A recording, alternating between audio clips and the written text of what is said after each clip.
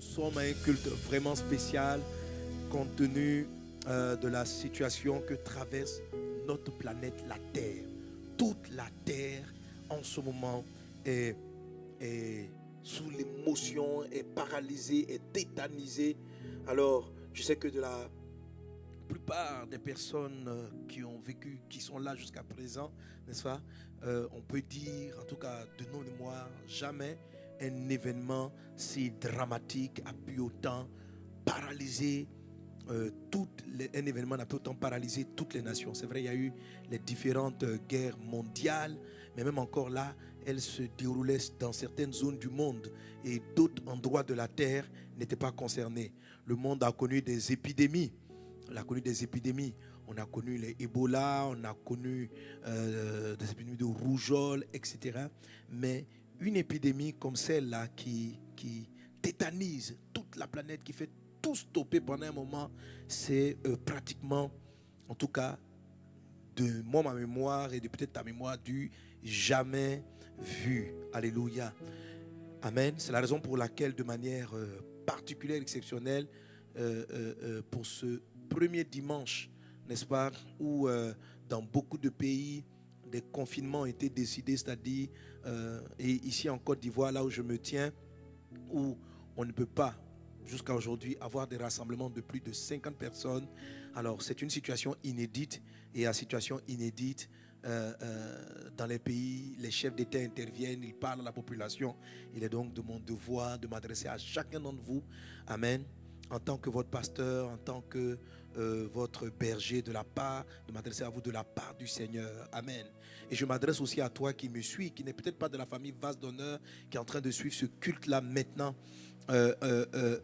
en ligne, que particulièrement dans cette communauté Vase d'Honneur, nous sommes avertis, parce que tous ceux qui ont suivi les prophéties, qui me suivent souvent, vous savez que le Seigneur nous avait préparé, nous avait avertis de ce type de situation. C'est vrai que moi-même, qui ai redonné les prophéties, tout le monde, nous sommes surpris de l'ampleur que les troubles que le Seigneur annonçait ont pris. Nous ne nous attendions pas à une telle chose, mais nous rendons grâce à Dieu, car en toutes circonstances, Jésus-Christ est Seigneur et Jésus-Christ règne toujours et il a toujours quelque chose à dire. Alléluia, et à nous donner, à une instruction à faire.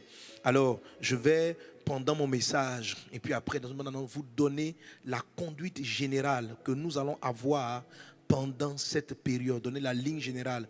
Aujourd'hui, le culte, je le donne à toutes nos communautés à travers le monde. Et les dimanches d'après, voilà, j'espère que tous ces confinements seront levés, mais si le dimanche d'après, nous nous retrouvons dans cette situation, ou même encore pire, et que nous ne pouvons pas nous retrouver, vous pourrez, à partir de là maintenant, suivre en live, en direct, vos différentes églises. Pour les églises qui sont en ligne, et dans chaque ville, dans chaque endroit, les pasteurs, par rapport aux différentes consignes et aux conseils que je leur ai laissés, aviseront, trouveront la sagesse. Alléluia.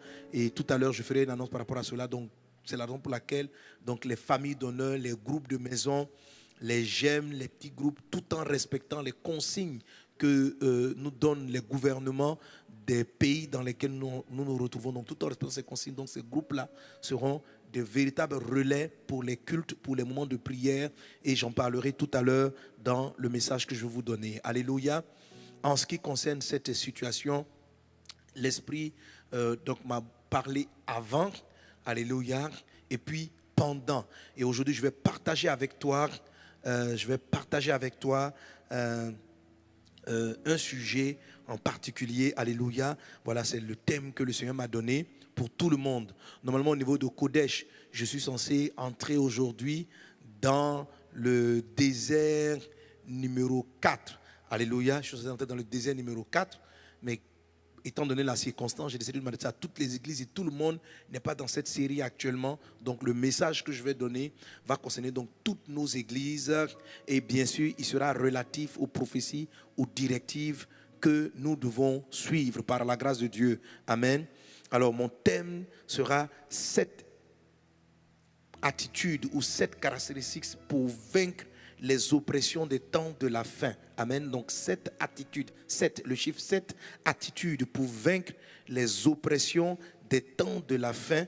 Et l'exemple pratique d'une des oppressions particulières des temps de la fin, c'est cette épidémie, cette peste appelée que nous on appelle, que nous on a baptisé dorénavant vide 19. Voilà, vide. Tu vas me dire c'est quoi vide? On a baptisé vide, en fait c'est une de mes filles là qui m'a écrit et qui m'a dit, ah pasteur, tu as dit lorsqu'une situation vous effraie, lorsqu'une situation est compliquée, il faut changer le nom. Et j'ai trouvé que je dis ça, tu as totalement raison ma fille. Et dans le nom qu'elle a voulu changer, elle a dit, ce virus, on l'appelle coronavirus, qui donne donc le mot Covid. Amen. Vide là pour virus et le co pour parler de corona. Et le mot corona vient du mot couronne. Pourquoi? Parce que c'est un virus qui se présente avec des antennes qui lui donnent l'impression d'être une couronne. Donc on l'appelait virus à couronne, coronavirus. Voilà, elle dit mais la couronne est pour Jésus, alléluia. Et quand on lui donne une couronne, ça veut dire qu'on lui donne un pouvoir, ça veut dire qu'on lui donne une royauté. Donc elle a dit, elle choisit dorénavant d'enlever le mot couronne à ce virus. J'ai dit ma fille, je te suis aussi, alléluia. Alors donc elle ne l'appelle plus Covid-19, mais on enlève le co là et puis on met vide, ça fait vide 19, ça veut dire tu es vide, démon de vide, tu es vide, il n'y a rien en toi. Dans le nom de Jésus, on t'arrache ta couronne, tu deviens vide 19 et on va te vider de cette terre au nom de Jésus. Donc vide pour te vider, vide parce que tu es vide. Alors quand dans mes propos je parlerai de vide 19, vous savez de quoi, à quoi j'ai affaire. Dis avec moi vide. Dis avec moi vide. Dis tu es vidé de ta substance, de ta force. Et aujourd'hui, dans le nom de Jésus, nous allons te vider totalement. Au nom de Jésus. Amen. Alléluia. Et les conseils que je vais partager avec toi au travers de cet enseignement vont te permettre non seulement de vider ce virus-là de sa substance, de lui arracher sa couronne et de le vider de la terre, c'est-à-dire de le renvoyer de cette terre. Ces caractéristiques vont nous permettre, parce que nous avons un grand rôle à jouer. Et ces caractéristiques vont marquer en fait notre part en tant que ministère Message de Vie et en tant qu'Église Vase d'Honneur. Alléluia. Vous savez, nous formons le corps du Christ. Nous formons le corps de Christ. Et chaque homme, chaque personne, chaque église, chaque rassemblement dans cette vision-là du corps de Christ a un petit rôle à jouer, a un rôle à jouer. Alléluia. Et donc dans chaque communauté, et je bénis Dieu pour tous les pasteurs, pour tous les serviteurs de Dieu qui travaillent à entraîner, à mener l'église dans la prière, dans la consécration, et chacun d'entre nous reçoit, en tout cas tous les leaders, tous les apôtres reçoivent certaines directives, certaines orientations. Et j'exhorte donc chaque frère et sœur, la communauté dans laquelle vous trouvez, veuillez suivre les instructions de votre berger. Amen. Veuillez suivre bien sûr les bergers qui marchent dans la parole du Seigneur, mais veuillez suivre les instructions de votre berger, parce que c'est le rôle que vous devez jouer. Vous savez, quand on est en train de faire la guerre, ou bien en train de se battre, la main, tout le corps est en bagarre, tout le corps est en train de se battre, mais la main n'a pas le même mouvement que le pied, les doigts n'ont pas le même mouvement, le pouce va venir refermer l'ensemble, les autres 4 doigts vont se replier sur eux-mêmes et le pouce va venir fermer l'ensemble, les yeux vont prendre une posture, la respiration va prendre une certaine cadence, les jambes vont commencer à faire certains mouvements. Donc chaque ministère, chaque église et chaque personne est positionnée quelque part dans le corps de Christ. Et des directives te seront données pour que tu fasses le mouvement que tu as à faire. D'autres vont entrer dans de véritables combats de délivrance pour chasser les démons. D'autres vont avoir la révélation de l'élévation, de l'adoration. D'autres encore recevront la révélation de la méditation, de la contemplation du Seigneur. Peu importe la façon dont l'Esprit vous conduit, si vous êtes dans une communauté, veuillez suivre le mouvement de l'Esprit. Je vais donner ici la ligne générale de toutes les églises Vase d'Honneur. Et puis, en détail, dans la pratique, à partir des semaines à venir, vos pasteurs respectifs vous donneront des détails de combat inclus dans la bataille principale, alléluia, que vous ferez selon le cadre général que je suis en train de partager avec vous. Que Dieu vous bénisse abondamment. Je dirais donc, cette attitude pour vaincre les oppressions du temps de la fin, amen, type ou bien caractéristique, vide 19. Alléluia. Déjà, il ne faut pas que vous oubliez les prières que nous avons faites en début d'année. Dans la vidéo dans laquelle je m'adressais à vous, souvenez-vous, j'avais lu ce texte de la parole du Seigneur qui était, le Saint-Esprit me donnait, je ne comprends pas pourquoi, mais en fait, on est en train de parler de l'impossible qui devient possible. Et j'avais cité ce texte-là où le Seigneur pouvait dire à sa servante, le Saint-Esprit te couvrira de son ombre. Alléluia. Il parlait donc de cela. Amen. Et alléluia. Et l'action du Saint-Esprit sur la vie de Marie allait donc lui donner l'enfant. Et je vous avais ramené je vous avais dit que la couverture de son ombre, l'ombre qui couvre, parle de la protection divine. Et en ce moment, je vous avais ramené tous sur le psaume 91 qui dit que celui qui repose, alléluia, on retourne à ce passage, amen. Celui qui demeure sous l'abri du Très-Haut repose à l'ombre du Tout-Puissant. Alléluia. Celui qui demeure sous l'abri du Très-Haut repose, il se repose à l'ombre du Tout-Puissant.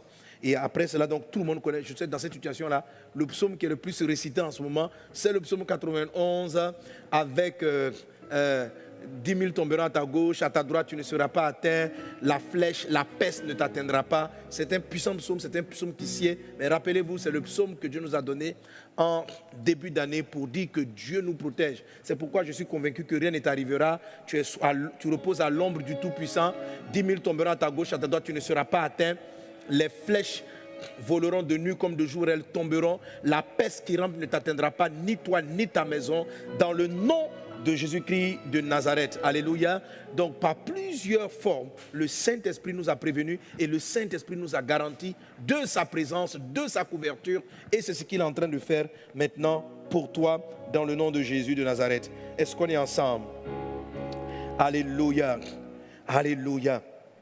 Amen. Alors, je parlais des caractéristiques des esprits ou des attaques des temps de la fin. Avant de te parler de cette caractéristique, juste quelques petits éléments qui sont très importants à savoir. Dernièrement, pour ceux qui ont suivi mon message, je te conseille d'écouter le message du rendez-vous des champions.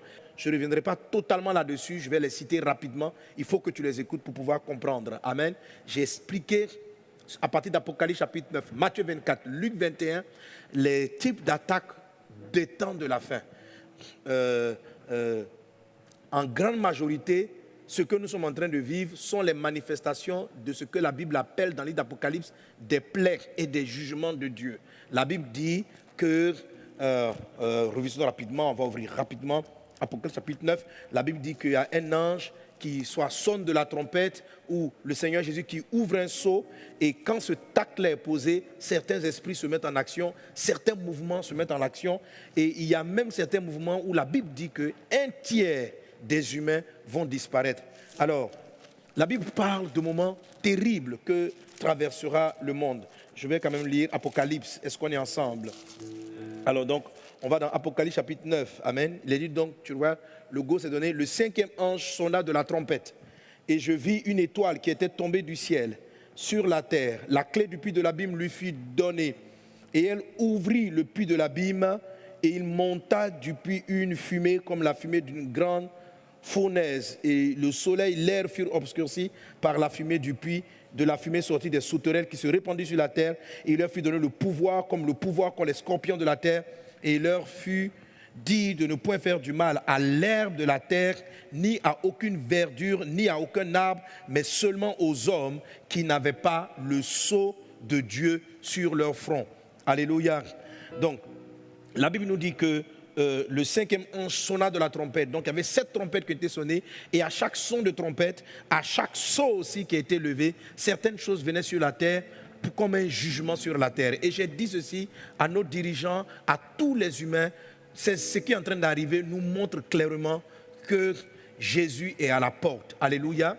et que Jésus revient bientôt. Le monde entier est subjugué, le monde entier est effrayé. On avait des maladies avant, on avait des troubles avant, mais ça venait comme ça par-ci, par-là dans le monde. Mais là, on est passé à une autre phase de tribulation. On est passé à une autre phase de complications et ça devient des complications mondiales. Alors, je sais que ça peut peut-être attrister certaines personnes, mais ça ne sera pas la dernière chose mondiale qui frappera la terre. D'autres formes vont arriver. Mais tu as dû lire avec moi ce que Jésus dit. La Bible dit que tu ne feras pas de mal à l'herbe, aux plantes, et tu ne feras pas de mal à ceux qui ont le sceau de Dieu sur leur front. Et je veux te déclarer, parce que le Saint-Esprit est venu dans ta vie, selon Éphésiens chapitre 1 et Éphésiens chapitre 4, que tu es scellé du Saint-Esprit. Le Saint-Esprit est sur toi lorsque tu as cru en Jésus. Est-ce qu'on est ensemble? Quelqu'un donne un bon amen. Amen. Éphésiens chapitre 3 verset 30 dit: n'attristez pas le Saint-Esprit de Dieu par lequel vous avez été scellés pour le jour de la rédemption. Amen. Note bien la partie: n'attristez pas le Saint-Esprit de Dieu par lequel vous avez été scellés pour le jour de la rédemption. Note le côté: n'attristez pas. Faut pas décourager le Saint-Esprit parce qu'il est ton sceau. Amen.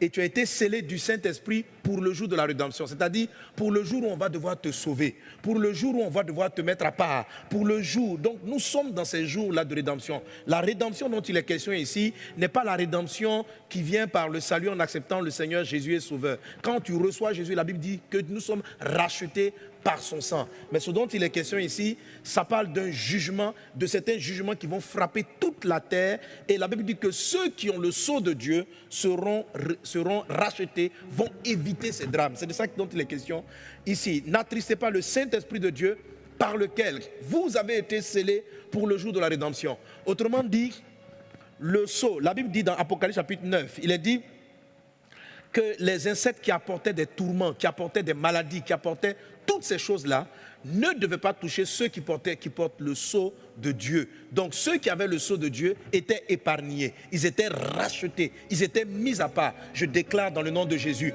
tu es mis à part dans le nom de Jésus, tu es préservé dans le nom de Jésus, tu es sous la protection divine dans le nom de Jésus-Christ de Nazareth. Alléluia. Et après quoi, je te conseille de lire Apocalypse chapitre 9, même chapitre 8 tu vas lire, et après ça, il y a eu d'autres choses. Et quand on arrive vers la fin, donc vous avez plusieurs acteurs. C'est pourquoi certains, dans les prophéties, j'écoutais certains hommes de Dieu, voient un ange. Donc il y a d'abord un ange qui agit, mais après l'ange, il y a une étoile qui tombe, qui semble être donc un esprit négatif. Parce que plus loin, il a appelé de cet esprit, il est dit, elle avait sur elle comme roi l'ange de l'abîme, verset 11, nommé en hébreu Abaddon et en grec Apollyon. Et le verset 12 dit, le premier malheur est passé, et voici, il vient encore 2 malheurs après cela. Amen. Voilà. Et dans les prophéties que j'avais lues, quand vous lisez Apocalypse chapitre 9, j'ai dit la pandémie, le mal qui est en train de frapper ce monde fait partie de ce dont il est décrit en Apocalypse chapitre 9 par rapport à ces sauterelles étranges qui avaient des visages d'hommes, des cheveux de femmes, des cuirasses, etc. Mais toutes ces choses-là sont des indications assez précises. Mais je te conseille d'écouter donc le mercredi dernier, donc le 18 et le mardi 17. Alléluia.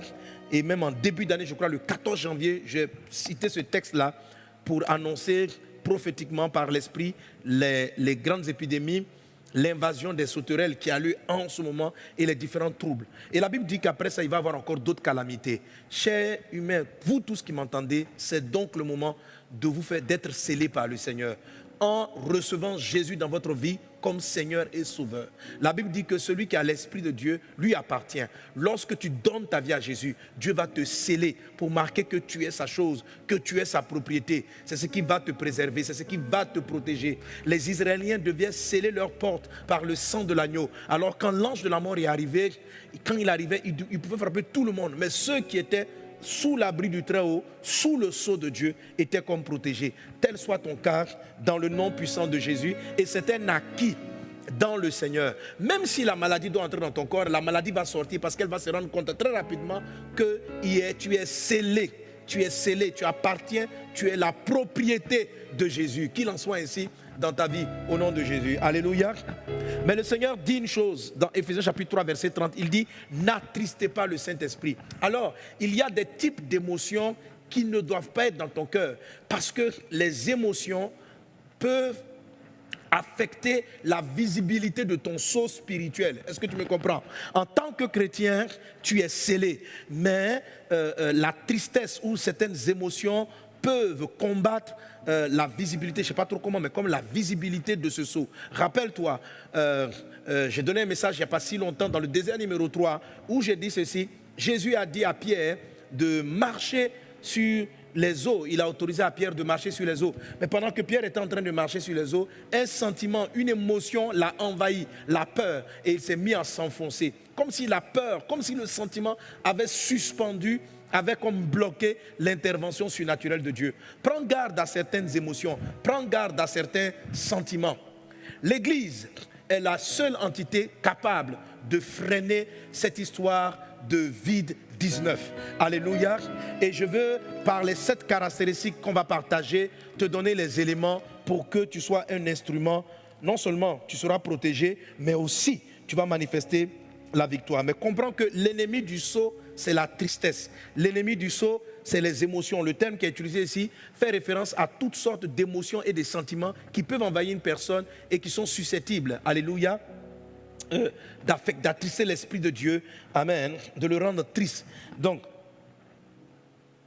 amen, ce qui peut attrister l'Esprit, ce sera donc le manque de foi, la peur et toutes ces formes d'émotions-là qui vont venir paralyser. Mais dans le nom de Jésus-Christ, tu as la victoire au nom de Jésus. Pourquoi je dis cela? Parce que l'esprit du vide 19, ce démon-là, cet esprit qui a été relâché des abîmes et qui est en train de polluer toute la terre de cette maladie et de ces maladies étranges, a une arme. Son arme principale, c'est la peur, c'est les angoisses. C'est la caractéristique de tous ces esprits et de toutes ces calamités qui vont oppresser le monde dans ce temps de la fin. Si tu veux les vaincre, si tu veux ne pas être malade, et si après cette calamité, les autres qui viendront, si tu veux être debout et terrassé et être préservé, tu dois garder ton cœur. Tu dois garder ton cœur d'une action que font ces démons. Ils ont la caractéristique de l'esprit dont j'ai parlé dans le deuxième numéro 3, mais je parle à vous tous maintenant. Donc, si peut-être vous allez écouter ce message plus tard, vous l'avez déjà écouté. Ils ont cette caractéristique de Amalek. Ils créent tous l'angoisse, le tourment, le trouble. Et c'est leur arme de prédilection. C'est leur arme de prédilection. Ce sont des microbes qu'ils emmènent, ou des bactéries, ou des virus, qui en tant que tels sont peut-être nocifs, mais leur énergie, leur pouvoir, leur puissance, ils l'attirent de ces émotions étranges que sont les angoisses. La Bible dit, par exemple, dans Luc chapitre 21, verset 25, il y aura des signes dans le soleil. D'abord, dans les versets précédents, il a parlé des pestes qui vont venir. Il y aura des signes dans le soleil, dans la lune et les étoiles. Et sur la terre, il y aura de l'angoisse. Il y aura de l'angoisse chez les nations qui ne sauront que faire au bruit de la mer et des flots. Les hommes rendant l'âme de terreur dans l'attente de ce qui surviendra à la terre. Car les puissances des cieux seront ébranlées. Et verset 27, alors on verra le Fils de l'homme venant sur une nuée avec puissance et une grande gloire. Alléluia. Donc lorsque la terre va être... La terre, ce n'est pas un pays. C'est quand un pays vit une guerre, le pays est traumatisé. Le texte ici nous dit, et sur la terre, dans tous les pays, il va y avoir de l'angoisse, des angoisses. Il va y avoir de la terreur. Les gens vont se poser la question, mais qu'adviendra-t-il demain? Aujourd'hui, le monde est tellement paralysé que les gens se posent la question, que deviendra l'économie? Que vont devenir toutes ces personnes-là? Si tous les avions sont bloqués, si toutes les usines sont fermées, si tout est en train si tout est à l'arrêt, qu'est-ce qu'on va devenir demain? Pourra-t-on conserver le travail? Est-ce qu'il y aura suffisamment à manger? S'il faut faire des réserves? Donc, l'angoisse du lendemain. Donc, vous voyez, on est exactement dans ce dont le Seigneur Jésus nous a parlé, les prophéties qu'il a annoncées. Et il dit, quand ces choses-là seront là, alléluia, alléluia, c'est que il n'est pas loin, le verset 27, alors on verra le Fils de l'homme venant sur les nuées. Jésus est sur le point de venir. Alléluia.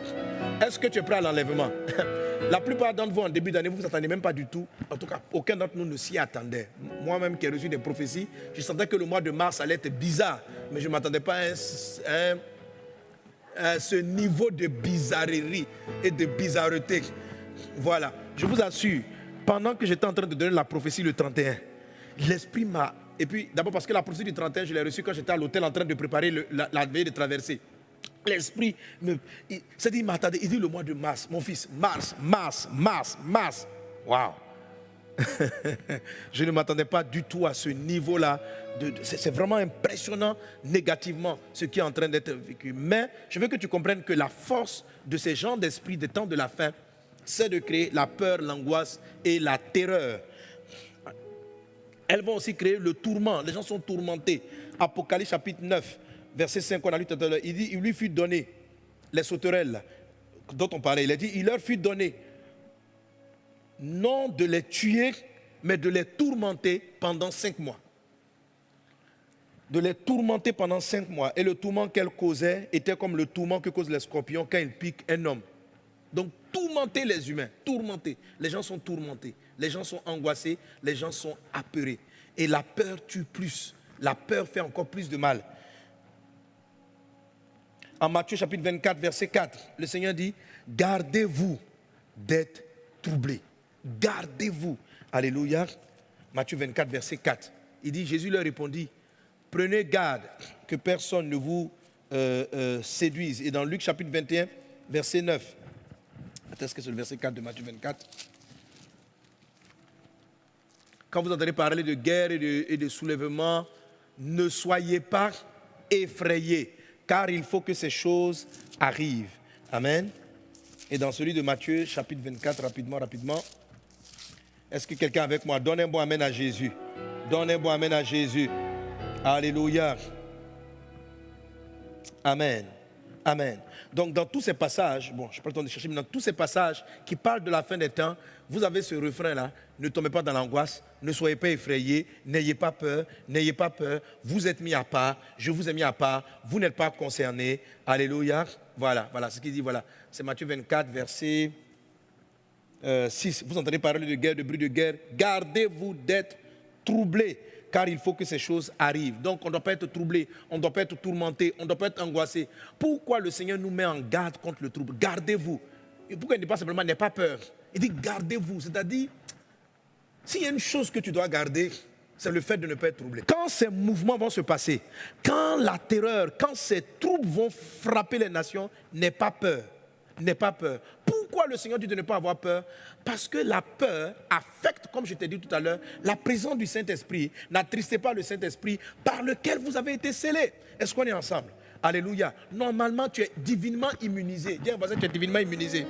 Regarde, tu vois quelqu'un qui est un ambassadeur, qui jouit d'une immunité diplomatique. Et puis les policiers arrivent, quand ils voient les policiers, ils commencent à paniquer. On va même se poser la question, est-il réellement un ambassadeur? Même s'il a le passeport, même s'il a les documents, mais son attitude de peur va dire aux policiers que ça ressemble à des documents truqués.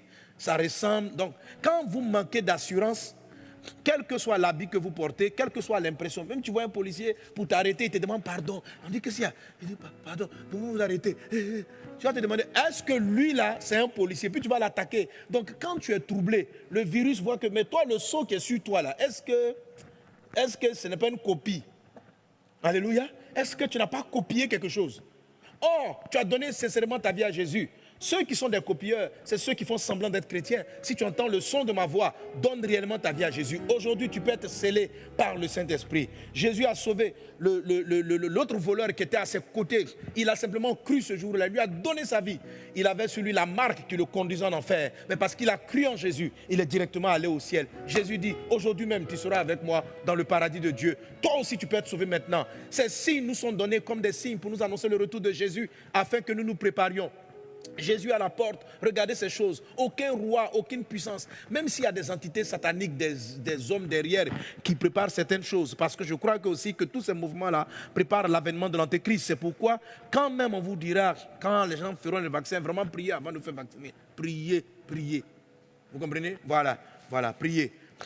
Parce qu'on le sait, beaucoup de choses peuvent être introduites dans cela. Alors, s'il y a une peur comme ça, derrière tout ça, c'est des occultistes. Même s'il y a des hommes, mais les esprits même qui manipulent ces hommes sont des démons. Bref, je ne peux pas te dire exactement si oui ou non, mais je sais que il y a des événements qui vont obliger l'humanité, les hommes, à vouloir à tout prix avoir certaines marques, certaines protections et à se fier à certaines protections. Donc faites attention à la peur, à l'angoisse. Quand tu es apeuré, tu n'entends plus la voix de Dieu. Quand tu es angoissé, tu ne pourras plus entendre l'orientation de Dieu. Regardez, aujourd'hui, comme la marque de la bête est en train d'arriver, il y a tellement de terroristes. On crée la terreur. Et une fois qu'on a créé la terreur, les hommes sont prêts à ce qu'on les contrôle, à ce qu'il y ait des caméras même dans leur maison pour qu'on voit. On accepte tout sous prétexte qu'on est en train de chercher les terroristes. Donc la terreur crée une perte de responsabilité, une perte de moyens, une perte de beaucoup de choses et permet à toutes sortes de personnes d'avoir accès à ta vie. Donc la terreur, c'est l'arme de Satan. Tu vois, la peur, la terreur, les angoisses, c'est l'arme de Satan et c'est ce que tu dois combattre dans le nom de Jésus. Alors, quand je parle de 7 caractéristiques, c'est des caractéristiques pour vaincre ces types d'angoisse et de peur. Donnons quelques symptômes de ces signes d'angoisse et de peur. La panique. Si tu es en train de paniquer en ce moment-là, Corona, Corona, Corona, Corona, Corona, tu es apeuré dans la ville. Frère, ton seau commence à disparaître. Est-ce que tu comprends? Donc, il ne faut pas paniquer dans la ville. Alléluia. Un signe de la panique et de la peur et des angoisses, ce sont les soucis. Les enfants, la vie, c'est-à-dire que tu es inquiet du lendemain, tu es soucieux du lendemain.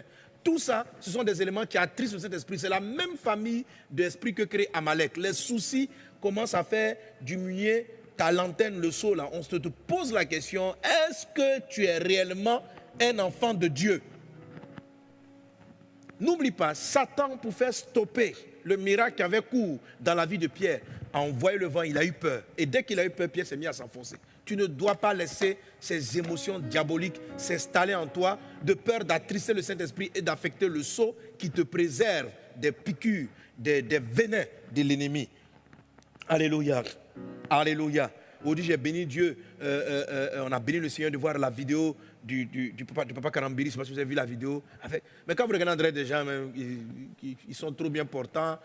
On me disait que, moment temps, les problèmes respiratoires, mais elle est bien portante. Pourquoi? Parce que c'est une vie supérieure. C'est-à-dire qu'il y a quelque chose qui est en nous, qui est étrange. C'est de la puissance, mais il faut être calme. Et il t'explique que dans ce moment-là, ils ont senti la présence de Dieu. Alléluia.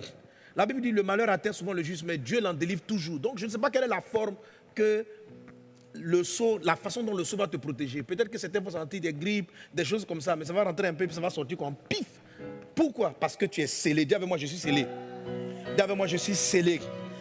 Alléluia. Donc les angoisses, le stress, tu commences à faire des habitudes de stress. Tu es là, toi seul dans la maison. Si tu es stressé parce qu'on t'a confiné dans ta maison, toi seul tu es stressé, tu es en danger. Ton clignotant, ton signe, en train de faire pipi, pipi, pipi, pipi, pipi, pipi, pipi. Donc ne laisse pas la peur, ne laisse pas le stress t'atteindre. Comment on sait aussi qu'une personne est angoissée? Elle est à la recherche des news. On dit quoi sur Internet? Et il paraît que Nivaquine soigne. Et on dit non, il faut prendre 3 piments. Et un gars qui est constamment en train de chercher Nivaquine, chloroquine, ouais. On dit non, il faut te tremper ici, il faut faire ça. Tu vois, tu es en train de montrer que Dieu n'est pas ton rocher. Tu vois, tu n'es pas serein d'avoir Jésus. Tu cherches une sérénité dans les solutions du monde. C'est la raison pour laquelle tu es à l'affût du dernier remède, des dernières possibilités. C'est un signe qui montre que l'angoisse est dans ton cœur. Tu n'es pas protégé par le rocher. Tu ne mets pas ton appui sur le rocher. C'est pourquoi j'ai commencé ma louange en chantant le rocher. Il est notre rocher. Alléluia. Alléluia. Amen. Quand tu es là, toujours, est-ce qu'on a trouvé le médicament? On a trouvé. On n'a pas encore trouvé. Ah, il paraît qu'il y a ceci. Il paraît qu'il y a cela. Tu es justement le terrain favorable où normalement tu étais protégé, mais tu ouvres les brèches pour que l'ennemi vienne t'atteindre. Tu dois sortir de cela dans le nom de Jésus. Amen. Alors parce que le psaume 91 que tu cites, il dit, celui qui demeure sous l'abri du Très-Haut repose à l'ombre du Tout-Puissant. Ce n'est pas tout le monde, c'est celui qui demeure. C'est lui qui demeure. Tu vois, dès l'instant où tu demeures, tu vas commencer à reposer à l'ombre du Tout-Puissant. Et la demeure du Très-Haut, c'est ce qu'on appelle le rocher. Alléluia. Voyons quelques passages qui parlent du rocher. Psaume 71, verset 3. Sois pour moi un rocher qui me serve d'asile, où je puisse toujours me retirer. tu as résolu de me sauver, car tu es mon rocher et ma forteresse. Tu es mon rocher et ma forteresse. Ésaïe 48, verset 2, ou bien verset 21, je crois. Et ils n'auront pas soif dans le désert où il les conduira. Il fera jaillir pour eux l'eau du rocher, et il fendra le rocher et l'eau coulera. Donc quand Satan va venir te donner le souci, demain comment tu vas manger, hein? Corona est là. Donc il faut dire vide. Vide est là. Tu vois, mais toi, tu peux dire vide dans ta bouche, mais si tu es apeuré, c'est comme si tu mets Covid. Il faut enlever le co là. Amen. La couronne qu'il a, c'est une couronne de traumatisme, de peur. Tu lui enlèves cette couronne-là parce que tu es serein, parce que tu sais que toi tu t'appuies sur le rocher. Ne t'inquiète pas du lendemain. Quelle que soit la famine, toi tu seras nourri, toi tu seras pris en charge. Dieu s'occupera de toi. Il en est ainsi dans le nom de Jésus. Deutéronome 32, verset 3. Je proclamerai le nom de l'Éternel. Rendez gloire à notre Dieu. Il est le rocher. Ses œuvres sont parfaites, car toutes ses voies sont justes. C'est un Dieu fidèle et sans iniquité. Il est juste et droit. L'Éternel seul a conduit son peuple. Il n'y avait avec lui aucun Dieu. Il a fait monter sur les hauteurs du pays et Israël a mangé les fruits des champs. Il lui a sucé le mieux. Il a fait sucer le miel du rocher. Tu connais le miel du rocher? C'est-à-dire le rocher, non seulement il donne de l'eau, mais il donne aussi du miel. Ça veut dire de la nourriture succulente. Même dans la détresse, Dieu prendra soin de toi. Tu vas manger des repas même que tu n'as pas mangé, même en situation de bon truc. Il y aura une grâce divine qui pourvoira à tes besoins de manière extraordinaire. Ne mets pas ta confiance dans ton salaire. Ne mets pas ta confiance dans l'argent. Ne mets pas ta confiance, parce que c'est quand tu vas penser que ton salaire ne viendra pas si le mois n'est pas payé. Quand tu vas commencer à penser qu'on peut ne pas te payer, on peut ne pas te donner un salaire, les angoisses et les peurs vont commencer à t'envahir. Et ce vide-là pourra prendre à nouveau sa couronne de co et te commencer à te créer des problèmes. Refuse d'être inquiet. Tu t'appuies sur le rocher. Alléluia. Alléluia. Il y en a encore plein d'autres passages. Amen. Venez, psaume 95, verset 1. Venez, chantons avec allégresse à l'Éternel. Poussons des cris de joie vers le rocher de notre salut. Allons devant lui avec des louanges. Faisons retentir des cantiques en son honneur. Car l'Éternel est un grand Dieu. Il est un grand roi au-dessus de tous les dieux. Il tient dans sa main les profondeurs de la terre. Alléluia. Même si ce démon-là sort des abîmes, Dieu tient les profondeurs de la terre.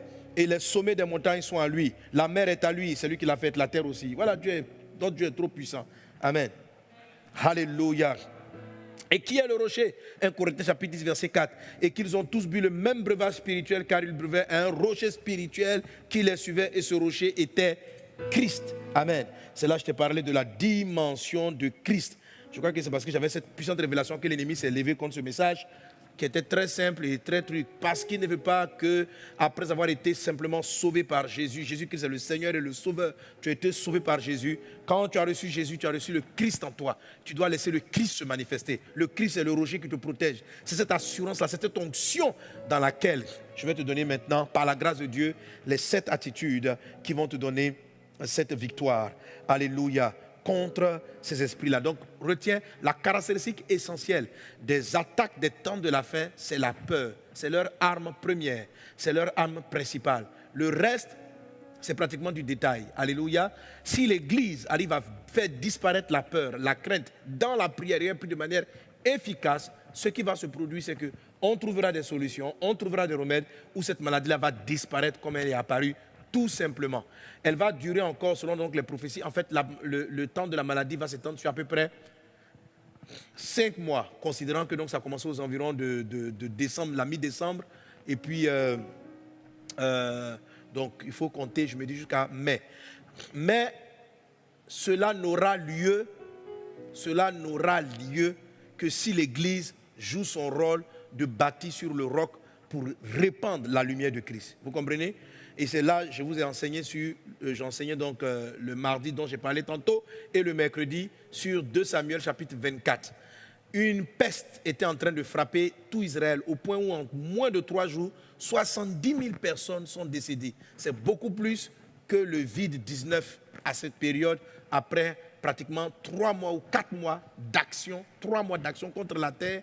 Il n'a pas encore atteint le nombre de morts que la peste qui frappait Israël du temps de David. Pendant que les médecins étaient en train de faire ce qu'ils avaient à faire, David est parti vers Dieu. Il a eu une certaine attitude. Et sur le plan spirituel, Dieu l'a conduit à bloquer la puissance satanique qui était derrière.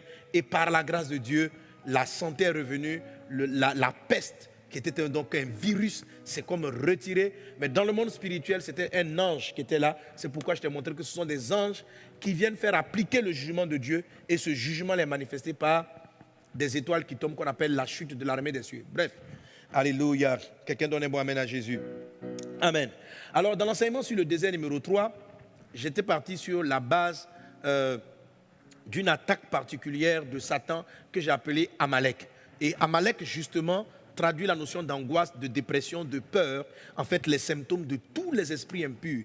Et quand vous voyez la manière dont Dieu parle de la guerre contre Amalek, au verset 17, au verset 14 de Exode 17, l'Éternel dit à Moïse, écris dans le livre pour que le souvenir s'en conserve et déclare à Josué que j'effacerai la mémoire d'Amalek de dessous les cieux.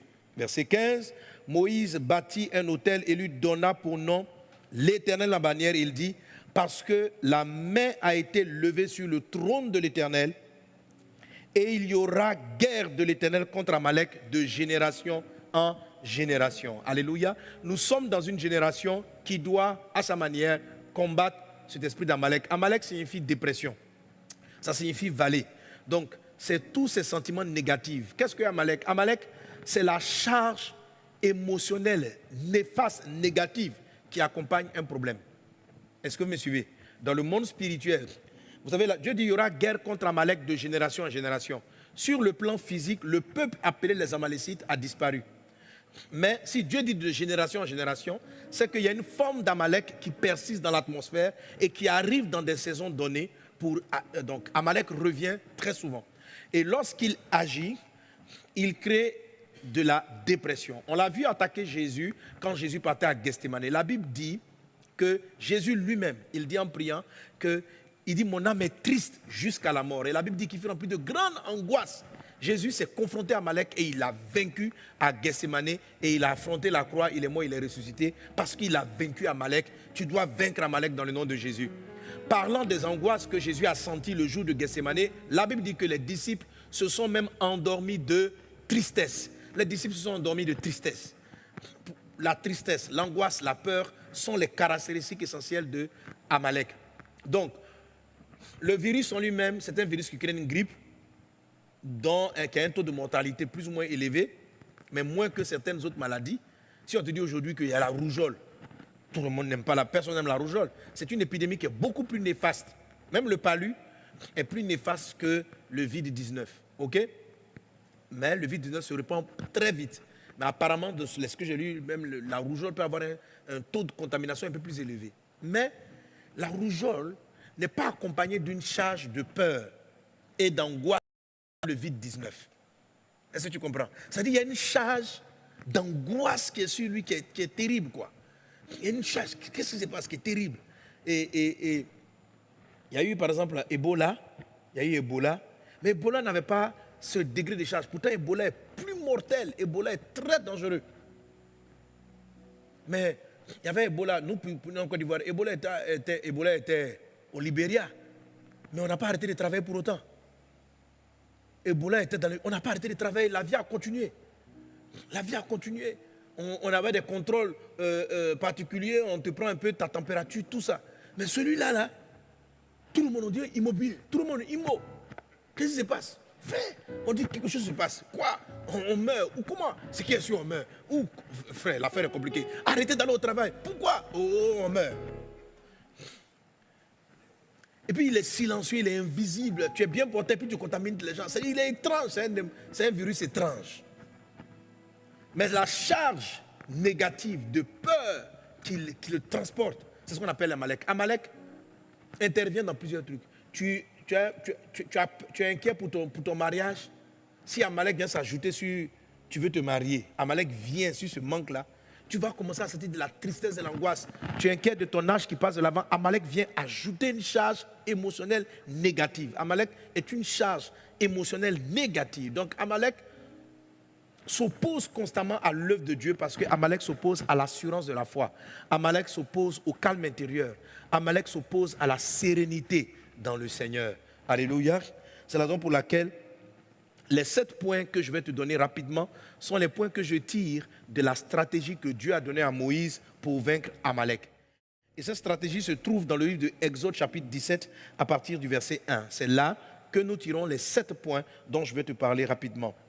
Il est dit, verset 8, Amalek vient combattre Israël à Réphidim.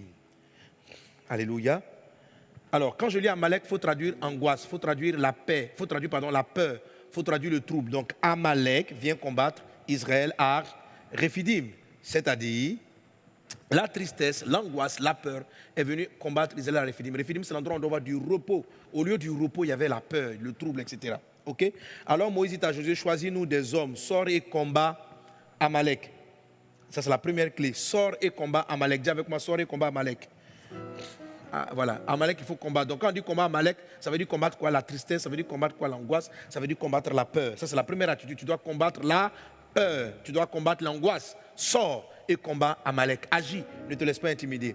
Demain, je continue le verset 8. Demain, je me tiendrai sur le sommet de la colline. Amen. Donc Moïse dit de son côté, lui, il va monter sur la colline. Là, c'est la deuxième attitude. La deuxième caractéristique, monter sur la montagne. Prendre l'attitude de la prière. Face à Amalek, Jésus n'est pas resté pour essayer de faire passer sa tristesse avec ses copains. Les gars, venez, on va rire, en riant ensemble. Non. Il est monté, il est parti prier. Il a combattu Amalek dans la prière. Moïse aussi devait monter. Et la deuxième attitude, Dieu lui dit, demain je me tiendrai sur le sommet de la colline. Donc Moïse va monter. La verge de Dieu dans ma main. Troisième chose, la verge de Dieu dans la main. Il ne faut pas monter dans cette prière-là sans la verge de Dieu dans la main. C'est la troisième attitude pour vaincre ce type d'esprit. Et tout ça, je vais l'expliquer brièvement. Alléluia. Amen. Il a dit, Josué fit ce que, verset 10, Josué fit ce que lui avait dit Moïse pour combattre Amalek. Et Moïse, Aaron et Hur montèrent au sommet de la colline. Lorsque Moïse élevait sa main, Israël était le plus fort. Et lorsqu'il baissait sa main, Amalek était le plus fort. Amen. Donc, pendant que dans la vallée, c'est-à-dire dans le combat normal, les médecins sont en train de trouver... Les médecins, c'est un peu la bataille contre Amalek. Amalek, c'est le virus qui arrive. Les médecins se battent dans la vallée.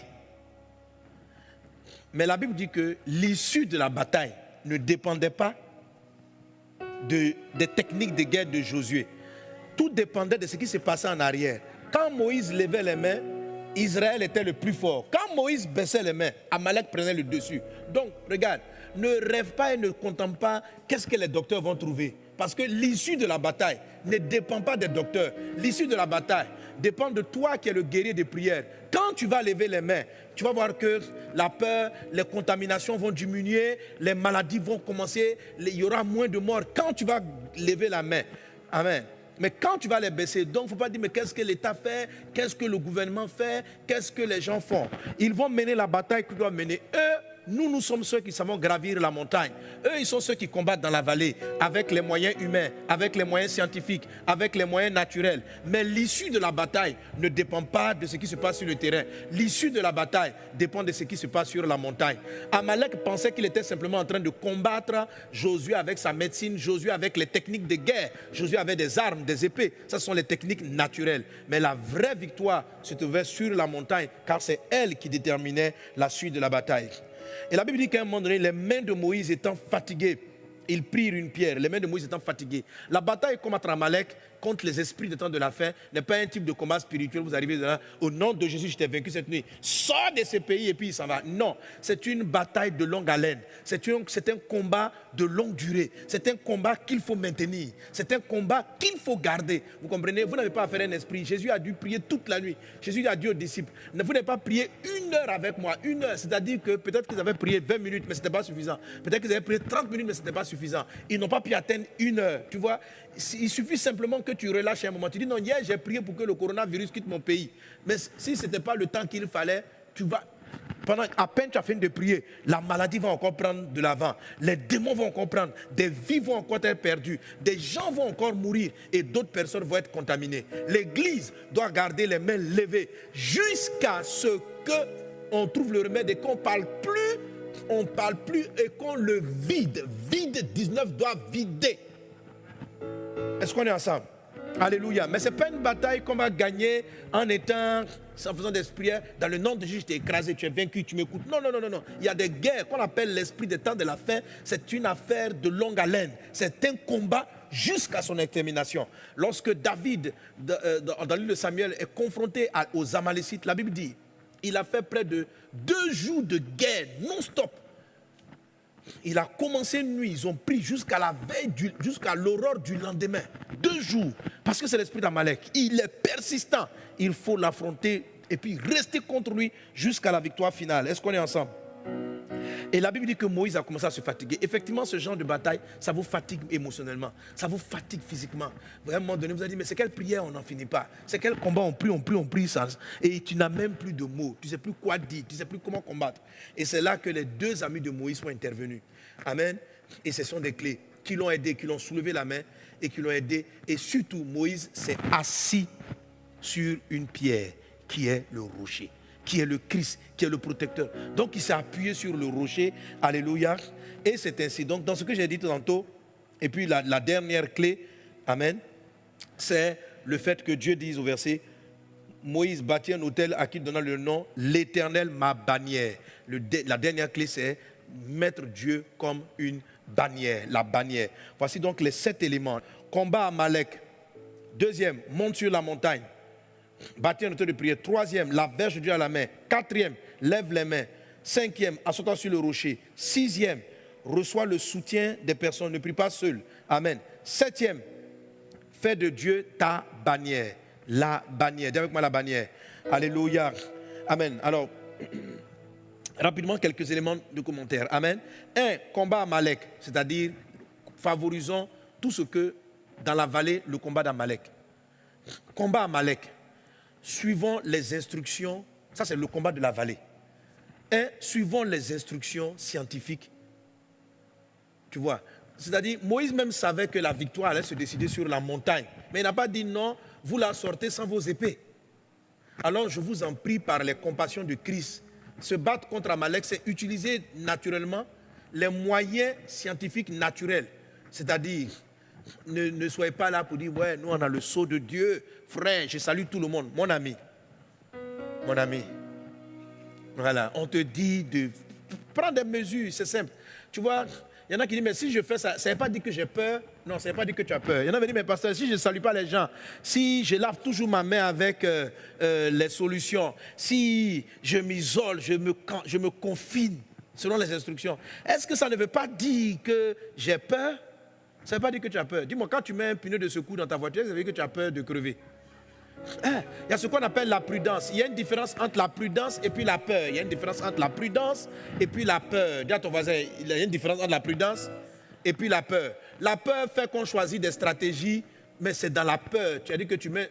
Mais quand quelqu'un met son pneu de secours, c'est ce qu'on appelle la prudence parce qu'il s'est dit, il y a une éventualité que le pneu puisse se crever. Mais tu ne mets pas un pneu de secours dans ta voiture en te disant, je vais crever, mon pneu va se crever. Non, tu es serein, tu es calme, tu mets et tu dis, j'arrive. Et tu peux dire à quelqu'un, je quitte ici à telle heure, à Abidjan, je serai à peu près dans 3 heures de temps. Tu ne mets même pas l'éventualité d'une crevaison en cours de route qui peut faire que tu vas faire 3h35 heures de route. Pourquoi? Ça veut dire que le calme, la sérénité et la prudence sont 2 choses différentes. Donc combattre Amalek, c'est utiliser les moyens qui sont les moyens humains dans la vallée pour, donc soyez prudents. Si on vous dit de rester enfermé, restez enfermé. N'allez pas vous jouer les Joe Black dans la ville pour dire nous sommes les enfants de Dieu. Non, vous savez, quand l'autorité a pris un décret, a décidé quelque chose, tous ceux qui vont vouloir les freiner vont s'exposer à ce démon pour manque de respect de l'autorité. Vous me suivez? Voilà. On dit vous ne pouvez pas ouvrir à 50 personnes. Vous allez montrer que non, vous êtes les fils de Dieu, trop dangereux. Vous allez faire 55 personnes. 55, la 55, 51e, la 51e personne, c'est elle qui va vous donner Corona. Est-ce qu'on est ensemble?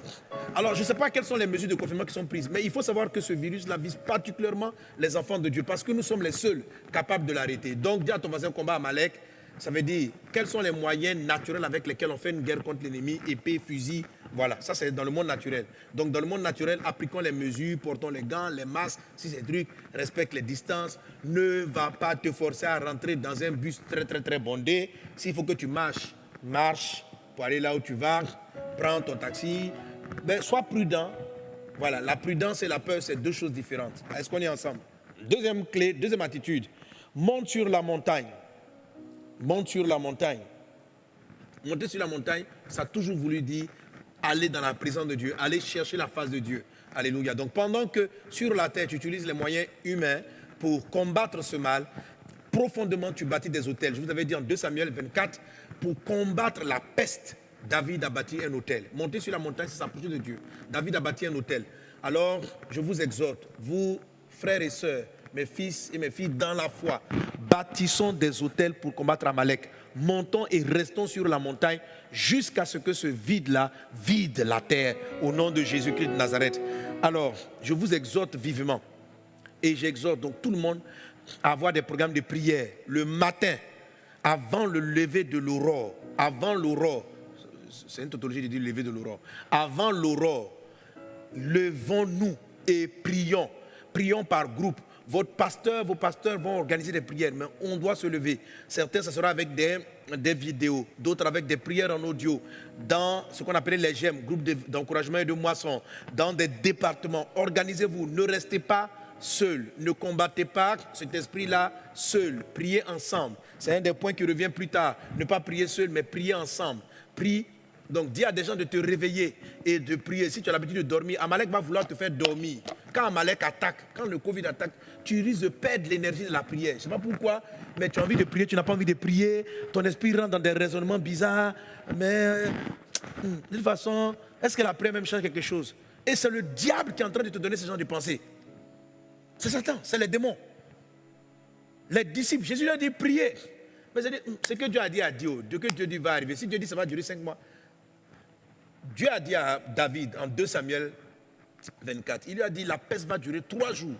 Mais David est monté, il a bâti l'autel pour faire effectivement arrêter cette peste dans le temps qui lui est imparti. Dieu nous dit que ça va durer à peu près 5 mois. Nous sommes donc, on a fait déjà mi-décembre, janvier, février, on est janvier, février, on a à peu près déjà 3 mois et quelques. Ok, donc il ne reste plus beaucoup de temps. Alléluia. Mais faisons en sorte que même avant les 5 mois là, ça puisse s'arrêter. Est-ce qu'on est ensemble?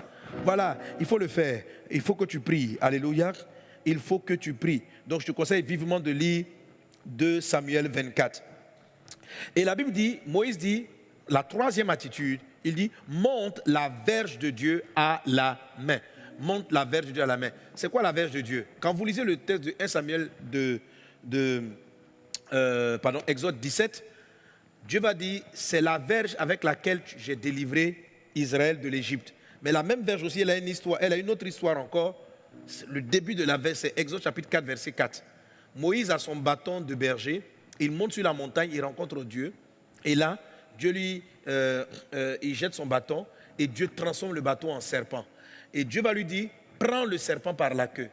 Pourquoi Dieu a posé cet acte assez étrange? Le serpent était un symbole du Pharaon. N'oubliez pas que Moïse était conscient de son destin. Il avait voulu délivrer Israël lorsqu'il avait à peu près l'âge de 40 ans. Et Pharaon, parce qu'il a fait tuer donc un Égyptien, Pharaon s'est juré de mettre fin à ses jours. Moïse a fui, Moïse a été traumatisé par Pharaon au point de fuir l'Égypte et de rester pendant 40 ans.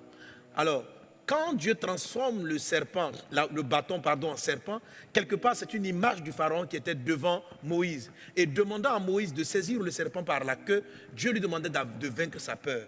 En disant à Moïse de monter avec la verge, il dit, monte pour aller affronter ce qui t'effraie, ce qui te traumatise, ce qui t'angoisse.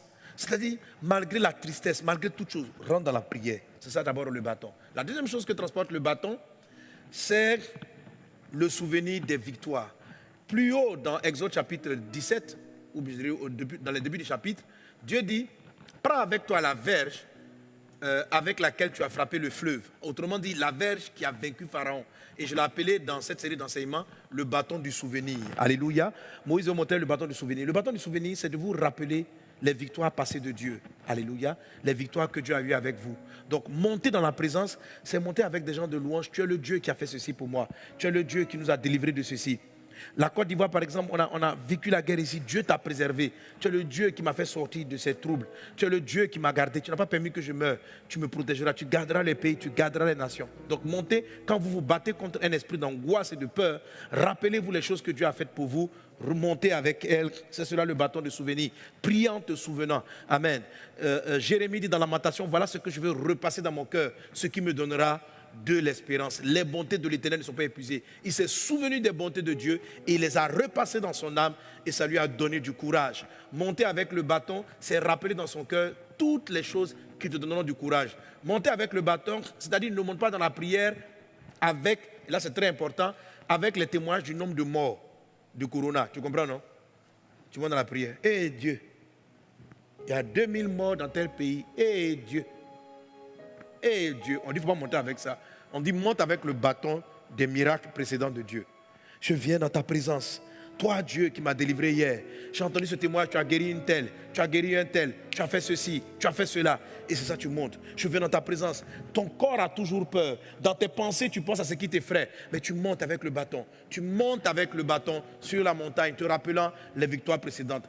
Plus tu vas te rappeler les choses que Dieu a faites, plus un courage va venir dans ta vie. C'est la troisième, alléluia, attitude, monter avec la verge de Dieu, le souvenir de sa parole. Donc je rappelle, première chose, combat Amalek. Dans la vallée, combat la peur. Amen. Deuxième, monte sur la montagne. Troisième, avec la verge de Dieu dans la main. Quatrième chose à faire, quand Moïse est monté sur la montagne, il devait garder les mains levées. Gardons les mains levées. Lève les mains, lève les mains. Alléluia. Lève les mains. Amen. Lève les mains. Alors, les mains levées, c'est un signe de louange. C'est un signe d'élévation. Et dans l'expression du verset 15 de 17, il dit, parce que la main a été levée sur le trône de l'Éternel, il y aura guerre de l'Éternel contre Amalek de génération en génération.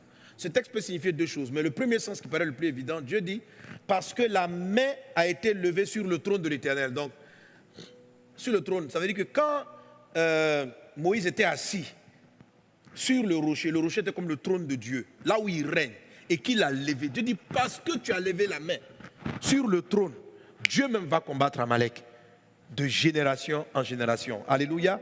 C'est pourquoi c'est vraiment déterminant de lever la main. C'est-à-dire quoi? De louer Dieu, d'élever Dieu en t'appuyant sur, tu lèves le bâton, tu t'appuies sur le rocher, tu élèves Dieu. C'est cette force de combat que Paul et Silas ont utilisée dans la prison. Ils étaient enfermés dans la prison intérieure. Ils avaient été battus toute la matinée. Ils avaient été frappés, ils avaient été ensanglantés et on les avait enfermés dans la prison intérieure. Mais au milieu de la prison, ils n'ont pas regardé les circonstances. Louer, ça veut dire les hauts faits de Dieu. Au lieu de raconter leur tristesse, au lieu de raconter leur misère, oh Dieu, pourquoi tu as permis que les gens me frappent? Pourquoi tant de morts? Ça, c'est ceux qui montent pas avec le bâton. Pourquoi? Oh papa, pourquoi le corona est arrivé? Pourquoi? Jésus a dit que la peste allait arriver. Il faut que ça arrive, non? Ou bien? Alors pourquoi quoi? Alléluia. Jésus a dit des choses vont arriver. Il dit l'humanité va tellement pécher que voici comment la fin du monde va se présenter. Il y aura des pestes, il y aura des guerres. Tu ne peux pas empêcher ça d'arriver. Ça, ce n'est qu'une peste. Il y en a d'autres qui arrivent encore. Il y a même un moment donné, il a dit près d'un tiers des hommes vont mourir. C'est effrayant. Mais on ne doit pas avoir peur. Parce qu'on peut réduire. Parce que nous sommes le sel de la terre. Parce que nous sommes la lumière du monde. Parce que nous portons le sceau de Dieu. Et parce que nous pouvons faire arrêter Satan. Est-ce qu'on est ensemble? C'est de ça que je te parle. Alléluia. Et comment est-ce que ça fonctionne? Ça ne fonctionne pas en venant citer aux gens, oh, en Chine, en Italie. Ça, c'est dans ton cœur. Mais ces choses-là, si tu les rappelles, elles vont créer dans ton cœur davantage de peur et de crainte. Monte en rappelant les hauts faits de Dieu. Lève les mains sur le trône de Dieu. Fais comme Paul et Silas dans l'adversité, dans la tristesse. Et c'est en train de dire, Dieu est bon, alléluia. Dieu est bon, alléluia, Dieu est bon, il est bon. Mais les chants, venez m'en chanter. Dieu est bon, il est bon, il est bon, il est bon, il m'a sauvé, il m'a guéri, Il m'a délivré. Dieu est bon. Oh, Dieu est bon. Dieu est bon. Dieu est bon. Dieu est bon. Alléluia. Alors imaginez des gens qu'on a frappés, imaginez des gens qu'on a blessés, imaginez des gens qui ont des chaînes, Paul et Silas. Et dans cette situation, eux ils sont en train de chanter Dieu est bon. Dieu est bon. Dieu est bon. Dieu est bon. Il m'a sauvé. Il m'a délivré. Il a effacé mes péchés. Dieu est bon. Oh, Dieu est bon. Ah, Dieu est bon. Et Dieu est bon. Dieu est bon. Alléluia. Voilà l'attitude que Dieu attend de nous. L'autel, la Bible dit dans 2 Samuel 24 que David a bâti un autel où il a sacrifié des holocaustes. Ce sont des sacrifices. Ce sont ce qu'on appelle aussi les sacrifices de louange. C'est-à-dire, ouvertement, il n'y a pas de sujet de quoi se réjouir. Mais tu loues. La louange est une arme. J'écoutais le pasteur Samuel Kamonga qui disait cela. Amen. C'est une arme puissante. C'est vraiment une arme. C'est une arme de guerre. Mais de guerre dans le monde invisible. Et Dieu dit parce que la main de Dieu a été levée sur le trône, il va y avoir guerre. Ça veut dire Dieu rentre en guerre. Quand Paul et Silas ont commencé à louer Dieu. Ce n'est pas un ange. Dans le cas de Pierre, les gens étaient en train de prier. Pierre sort.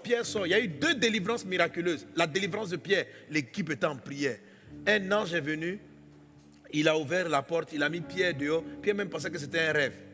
C'était clairement que c'était un ange. Mais dans le cas de Paul et de Silas, ce n'est pas un ange, c'est Dieu lui-même qui est descendu. La Bible dit la prison a tremblé, elle a été renversée dans ses fondements. Toutes les portes ont été délivrées, c'est-à-dire non seulement Paul et Silas ont été délivrés, mais tous ceux qui étaient emprisonnés ont vu leurs portes s'ouvrir. Ils étaient en prison pour des petits larcins, pour de gros larcins, pour des meurtres. Mais quand Dieu libère, il libère. Les gens sont sous coronavirus à cause de leurs péchés, à cause de nos iniquités, à cause de nos orgueils. Mais quand un peuple de Dieu, au lieu de pleurer, lève les mains sur le trône et célèbre Dieu, Dieu fait sortir non seulement les élus, mais il fait aussi sortir les personnes. Il les délivre. C'est pourquoi la Bible dit, nous sommes le sel de la terre. C'est nous.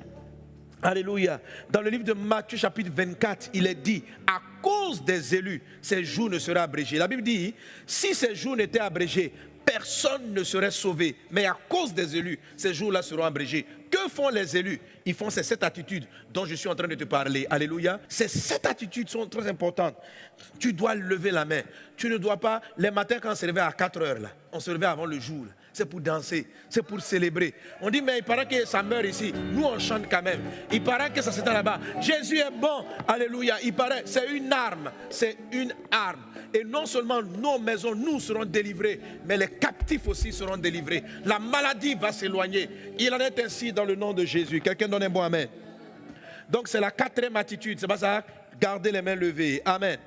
Et la 5e attitude, s'asseoir sur le rocher. En fait, la 5e et la 6e interviennent en même temps. S'asseoir sur le rocher. Ils se sont assis sur le rocher. Et je t'ai parlé longuement du rocher. C'est le Christ. Tu sais que ta victoire, là, ce n'est pas de ton intelligence. Ce n'est pas de ta force. Mais c'est simplement le Seigneur. C'est simplement le Christ. Et c'est cette dimension de Christ dans ta vie qui va prendre le relais. Alléluia. C'est-à-dire la dimension de Christ. Christ, le mot Christ signifie onction. Jésus-Christ, Jésus est le sauveur oint. Quand on dit Jésus le Messie, c'est le sauveur oint. Et non seulement il te sauve, mais l'onction. Et l'onction n'est pas une puissance qui agit seulement en toi. Elle émane de toi. La Bible dit Jésus revêtu du Saint-Esprit. Jésus oint du Saint-Esprit. Il dit l'Esprit est sur moi. Il m'a oint pour libérer les captifs, pour délivrer les captifs, pour guérir ceux qui ont le cœur brisé. Donc quand l'onction est manifestée, nous devenons une source de libération pour plusieurs. S'asseoir sur Christ le rocher, c'est s'asseoir sur l'onction. Pendant que tu vas élever, tu vas sentir la puissance de Dieu sur toi. Tu sors, tu vas dans un endroit public, la puissance de Dieu jaillit de toi et elle guérit les malades. Qu'il en soit ainsi dans le nom de Jésus-Christ. Célèbre le Seigneur. Même si tu fais de la fièvre, continue de le célébrer. Même si tu es enrhumé et que les médecins viennent dire, il semblerait que vide t'es attaqué. Tu dis, vide ne peut pas me vaincre. Vide ne peut pas, parce que Jésus-Christ est en moi. Ne laisse pas la peur t'atteindre, car si la peur t'a atteint, c'est là qu'il t'aura atteint. Toi, continue de lever, de célébrer le Seigneur même dans la douleur. Alléluia.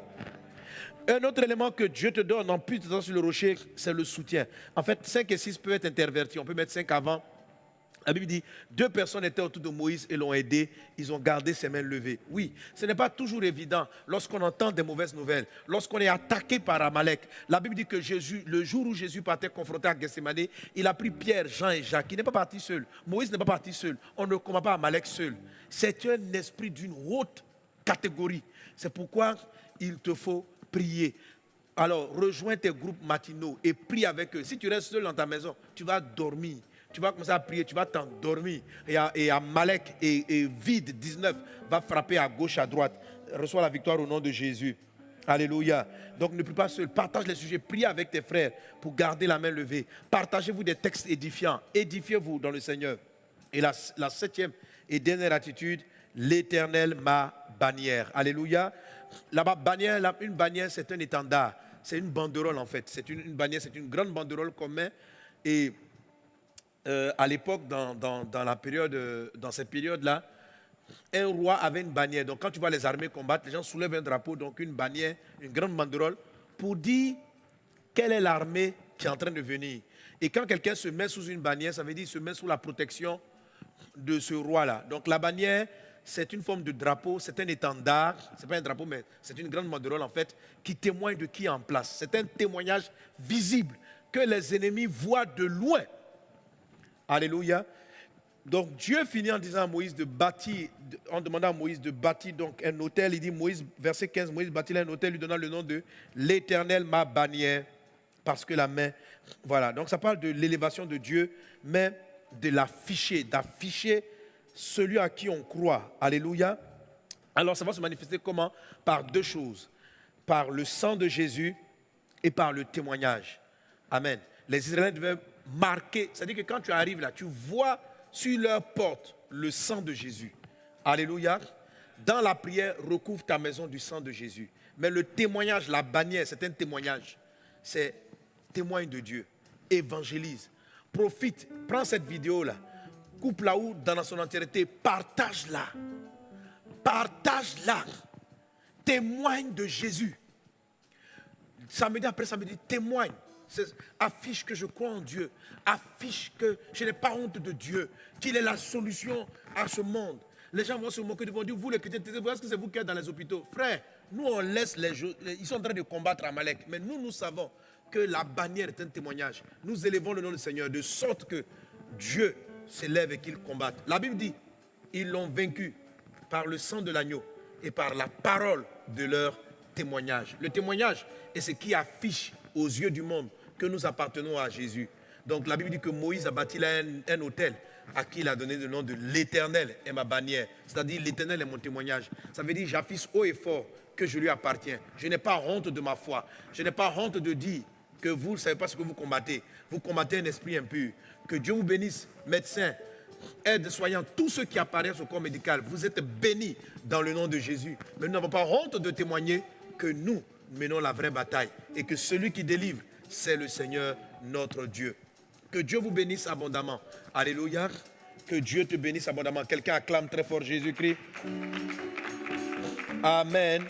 Alors donc, je répète une dernière fois. Voilà tes 7 attitudes. Combat Amalek, ça veut dire combat la peur. Combat la peur. Et dans la pratique, applique les méthodes humaines, naturelles de protection. Amen. 2, monte sur la montagne, c'est-à-dire entre en prière, bâtis un autel de prière. 3, monte avec la verge de Dieu à la main, c'est-à-dire le souvenir de ce que Dieu a fait dans le passé. Amen. Et rappelle-toi les bonnes choses. 4, garde les mains levées, ça veut dire apporte des sacrifices de louange. Garder les mains levées, c'est difficile. Donc, ce qu'on appelle sacrifice, tu gardes les mains levées, sacrifice de louange et d'adoration.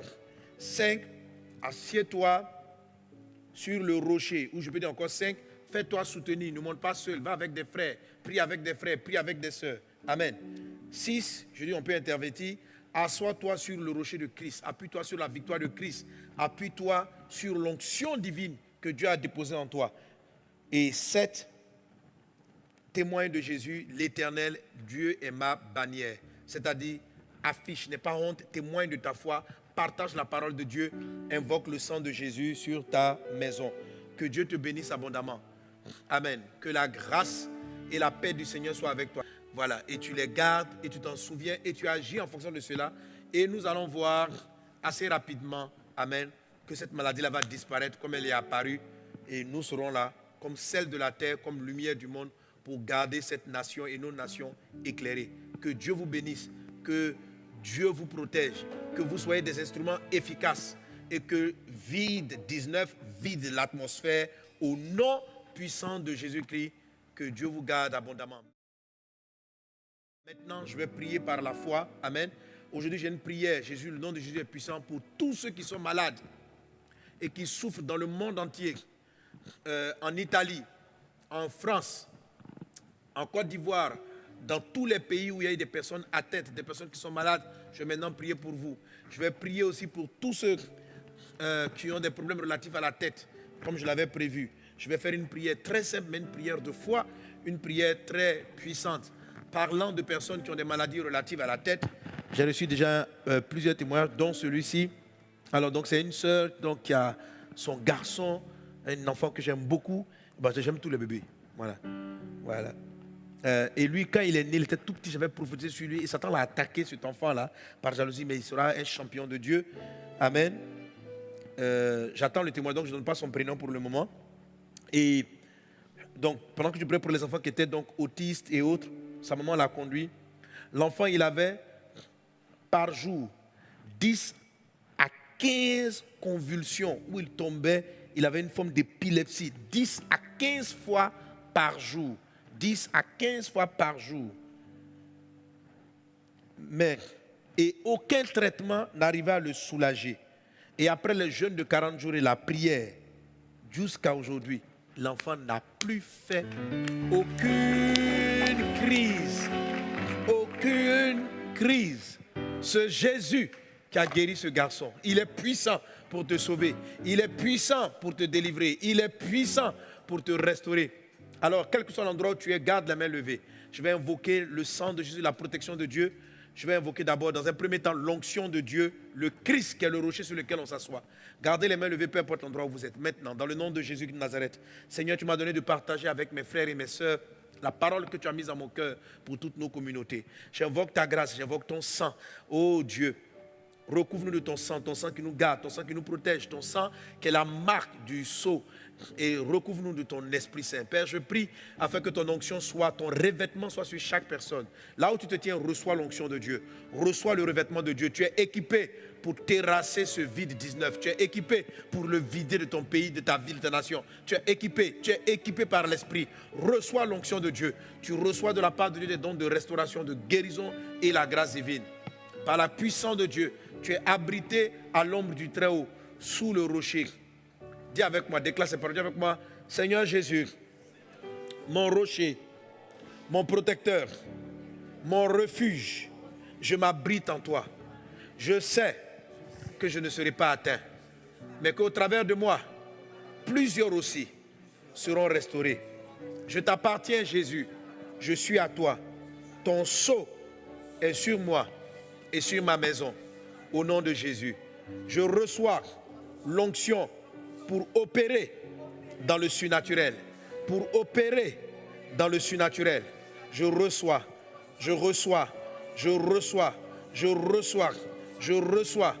et j'opère dans le surnaturel. Et j'opère dans le surnaturel. Et j'opère dans le surnaturel. Maintenant, écoute la prière, reçois l'onction, reçois. Quel que soit l'endroit où tu es, la puissance te remplit. Saint-Esprit, viens sur nous. Viens sur nous. Viens remplir ton peuple. Viens nous inonder. Viens nous revêtir. Loin de ta puissance, nous opérons dans le surnaturel divin au nom de Jésus. Qu'il en soit ainsi. Dans l'esprit, je vous impose les mains là où vous êtes. L'esprit te remplit. Et maintenant, tu vas mettre la main où tu as mal, si tu es malade. Et ceux qui attendent l'Esprit de Dieu pour garder les deux mains levées, si vous n'êtes pas malade, mais si vous avez mal, mettez la main là où vous avez mal. Et attendez-vous maintenant au miracle. J'entends sudité qui s'en va. L'oreille de quelqu'un en train de s'ouvrir maintenant. Vous êtes dans une salle et il y a 7 personnes assises en train d'écouter ce message. Il y a une d'entre vous qui a mal à une de ses oreilles. Là, en laissant je parle, il y a de l'eau qui commence à couler de tes oreilles sont débouchées, tu es guéri. L'Esprit du Seigneur est à l'œuvre. Je donne à toute maladie, à tout démon de s'éloigner maintenant dans le nom de Jésus-Christ de Nazareth. Le vent de guérison souffle. Le puissant de Dieu descend dans le nom de Jésus. Je chasse cet esprit-là qu'on appelait vide 19. Il vide ta vie. Il te part. Il part maintenant au nom de Jésus. Démon, esprit mort, sauterelle. Nous te coupons la tête. Nous coupons ta queue qui tourmente les corps. Au nom de Jésus-Christ de Nazareth, que la santé divine soit votre partage. Je prie pour tous ceux qui sont malades dans le monde entier et les pays les plus touchés en ce moment. La Chine, l'Italie, l'Espagne, l'Europe, l'Afrique, le monde, oh Dieu, partout où ils sont, que la guérison divine flotte, coule et rétablisse. Au nom de Jésus, fièvre, tout, vide, quitte le corps au nom de Jésus de Nazareth. Maintenant,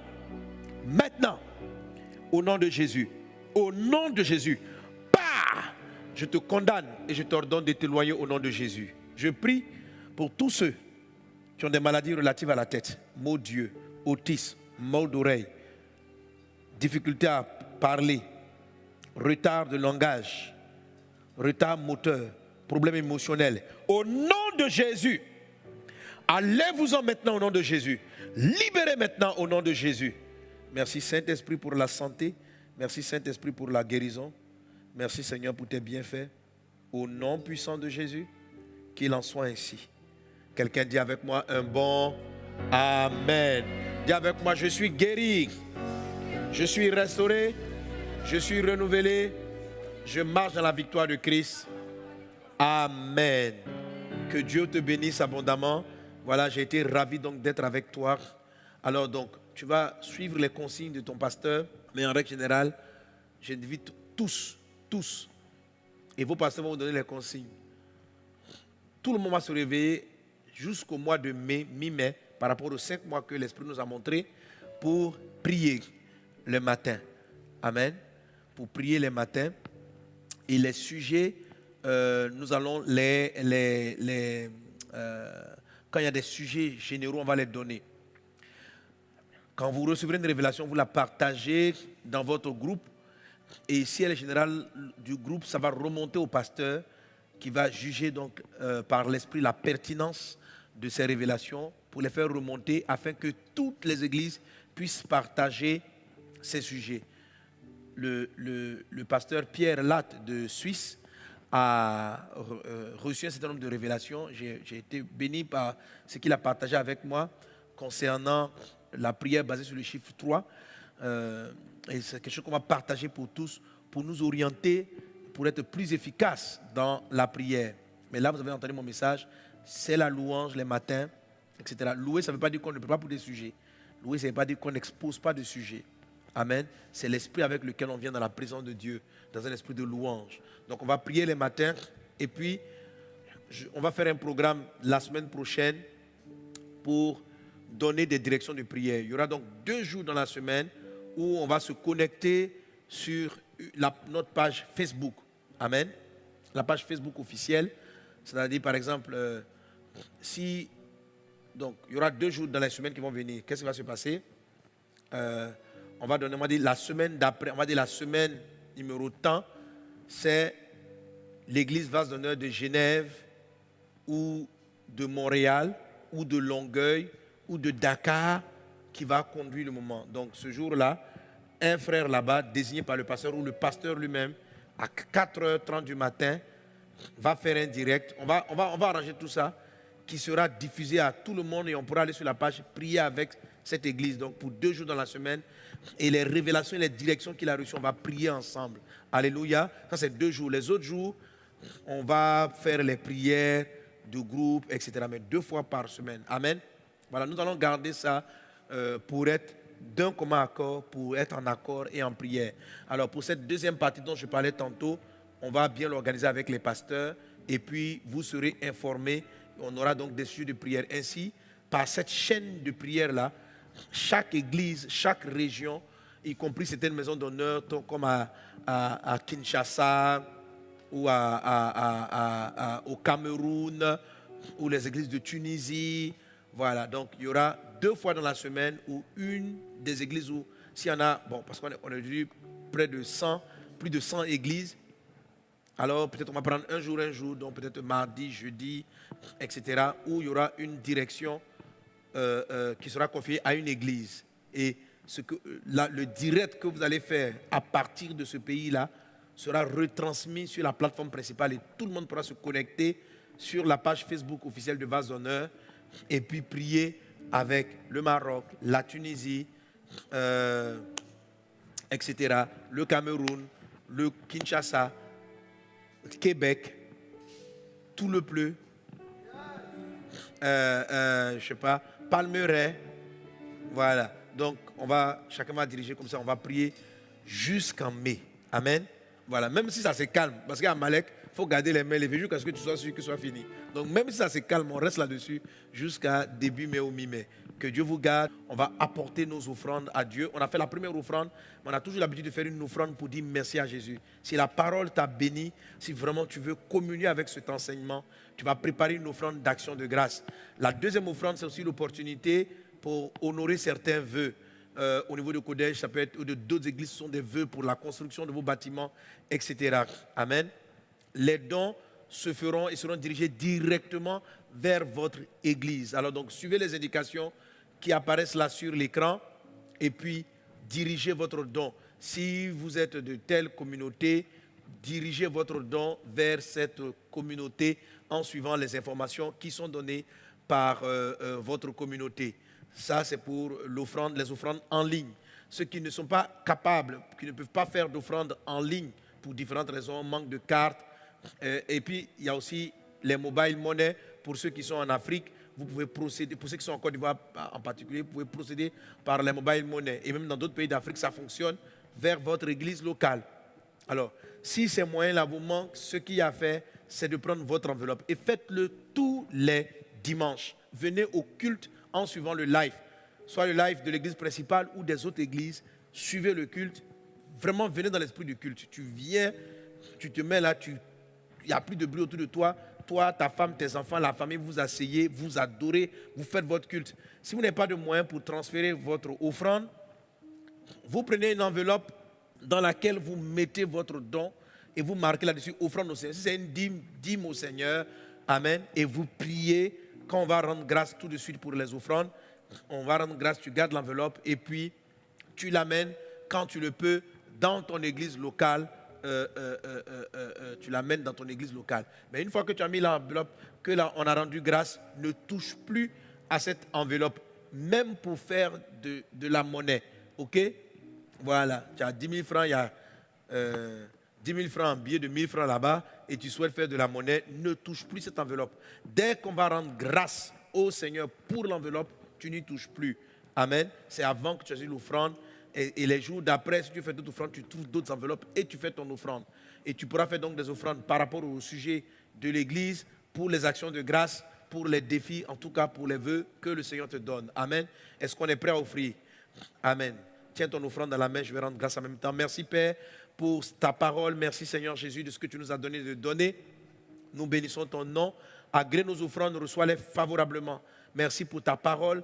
Merci pour ces 7 attitudes, ces 7 clés pour vaincre ce vide 19 et tout autre esprit du même genre qui vient avec la peur et l'angoisse. Nous te rendons grâce Père pour toutes choses. Merci Père pour tes bienfaits. Merci Seigneur pour tes hauts faits. Merci mon Dieu. Reçois favorablement ces offrandes. Au nom de Jésus, vous êtes bénis, vous qui donnez et qui participez à l'avancement du royaume de Dieu. La main de Dieu est sur vous. Au nom de Jésus. Amen. Alors tu peux maintenant procéder à ton offrande. Alléluia. Et on va recevoir avec un chant pour les nouveaux, tous ceux qui sont pour la première fois en ligne. Est-ce qu'on est ensemble?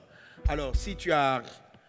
j'espère qu'au début, vous avez compris qu'il fallait partager le culte. OK? Le culte doit être partagé. C'est un témoignage, il faut l'annoncer, il faut inviter vos amis à ce culte pour qu'ils puissent le suivre en ligne. Ou les inviter en respectant les consignes de votre pays, les inviter pour qu'ils suivent le culte avec vous. Alléluia. Les consignes d'hygiène, de propreté, de distance, etc. D'éternuement dans le coude, tous ces éléments-là, voilà, ou dans des mouchoirs, ou des masques, tout ça c'est bienvenu. On peut bienvenir avec même les masques si on peut prier ensemble. Alléluia. Amen. Donc maintenant on va recevoir tous ceux qui nous suivent en ligne pour la toute première fois. Si c'est la première fois que vous êtes à Vase d'honneur, on a un chant pour vous souhaiter la bienvenue. Amen. On va chanter un des chants de Kodesh. Mais chacune des églises a un glorieux chant pour vous souhaiter la bienvenue. Alors, je vais inviter donc tous les nouveaux, quel que soit l'endroit d'où vous me suivez. C'est la première fois que vous faites un de nos cultes en live, en direct. Il y a un lien qui apparaît sur votre écran en ce moment même. Approchez-vous de ce lien. Et n'oubliez pas, juste après la prière, on va prendre la Sainte Seine. C'est une Sainte Seine très importante. Rappelez-vous, je vais dire un mot par rapport à la Sainte Seine tout de suite. Amen. On va prendre le repas du Seigneur. Alors, ce que vous allez faire maintenant, donc, c'est pour nos nouveaux. Est-ce que partout dans le monde, on peut faire des acclamations et envoyer en ligne des acclamations, des mains pour acclamer le Seigneur pour nos nouveaux? Alors, chers nouveaux, inscrivez-vous maintenant sur le lien et on vous reçoit avec l'équipe de worshipers.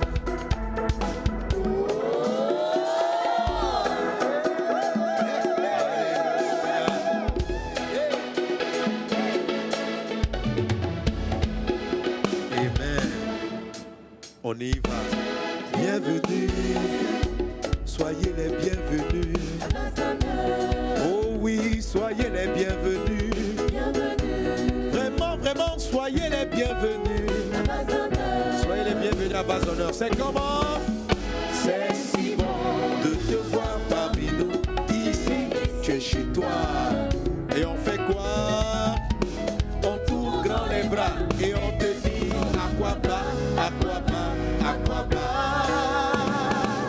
Les anciens, on va bénir les nouveaux. Alors même si tu es seul dans ta maison, pense au nouveau quelque part dans le monde et bénis-le. Reçois grâce et ça. Tu es béni, ta vie est bénie, tu es béni. La main de Dieu est sur toi. Reçois la grâce, reçois la faveur, béni, béni.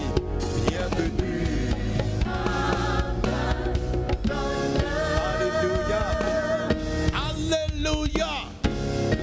Alléluia. Amen. On acclame très fort pour nos nouveaux. Ok, gloire à Seigneur Jésus. Nous sommes vraiment très ravis de vous recevoir dans cette merveilleuse famille qu'on appelle Vase d'honneur. Alléluia. Si vous cherchez un endroit où connaître le Seigneur en profondeur, où grandir dans la foi, marcher dans la victoire avec le Christ, qu'est-ce qu'on leur dit les anciens? Restez ici, restez à Vase d'honneur. Vase d'honneur est une église physique. Amen. Alors partout, dans beaucoup de pays dans le monde, nous avons des communautés. Alors si vous êtes dans une de ces adresses-là qu'on va vous présenter à la fin, vous êtes dans un de ces pays, vous pouvez appeler le numéro et aller physiquement dans ces églises. Nous avons des églises en Afrique, en Europe, en Amérique. Alléluia. Donc regardez notre annuaire et vous verrez l'église la plus proche de chez vous, ou ce qu'on appelle des maisons d'honneur. Ce sont des groupes de rassemblement qui ne sont pas encore des églises mais qui vont le devenir. On a encore des cellules d'honneur et il y en a donc des centaines à travers le monde. Vous pouvez donc rejoindre une d'entre elles, ou aussi simplement si vous êtes dans un endroit où Vase d'honneur n'est pas physiquement, vous avez la possibilité de devenir Vase d'honneur en ligne. Oui, nous avons une véritable église en ligne. Avec Vase d'honneur en ligne, vous avez des cours de ce qu'on appelle les cours de base. Avec Vase d'honneur en ligne, vous prenez les formations pour être baptisé. Avec Vase d'honneur en ligne, vous pouvez même faire suivre à vos enfants l'école du dimanche.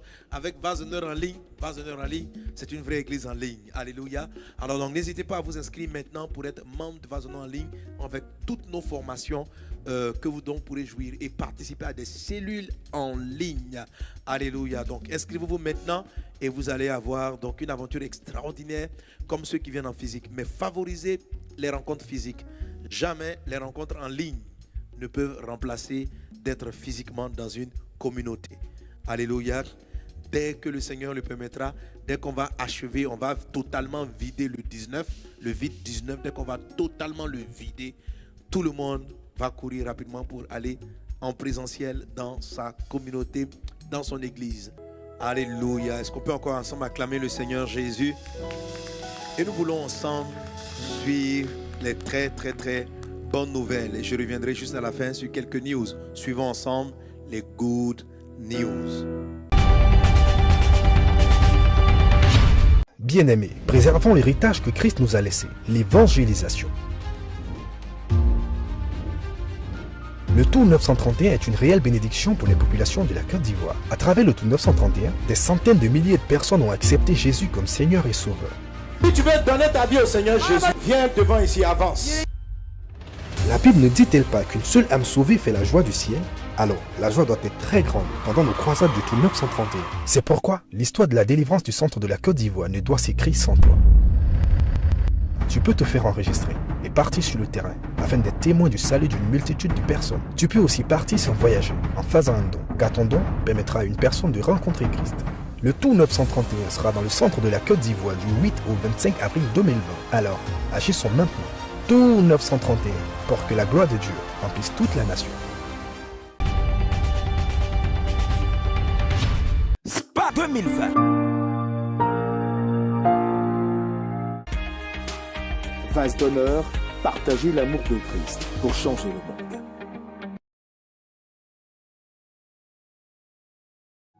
Alors, comme vous l'avez vu au niveau des good news, on va dire, mais parce que ça s'appelle une good news. Ici, toute chose concourt au bien de ceux qui aiment Dieu. Donc, en toutes circonstances, c'est good news.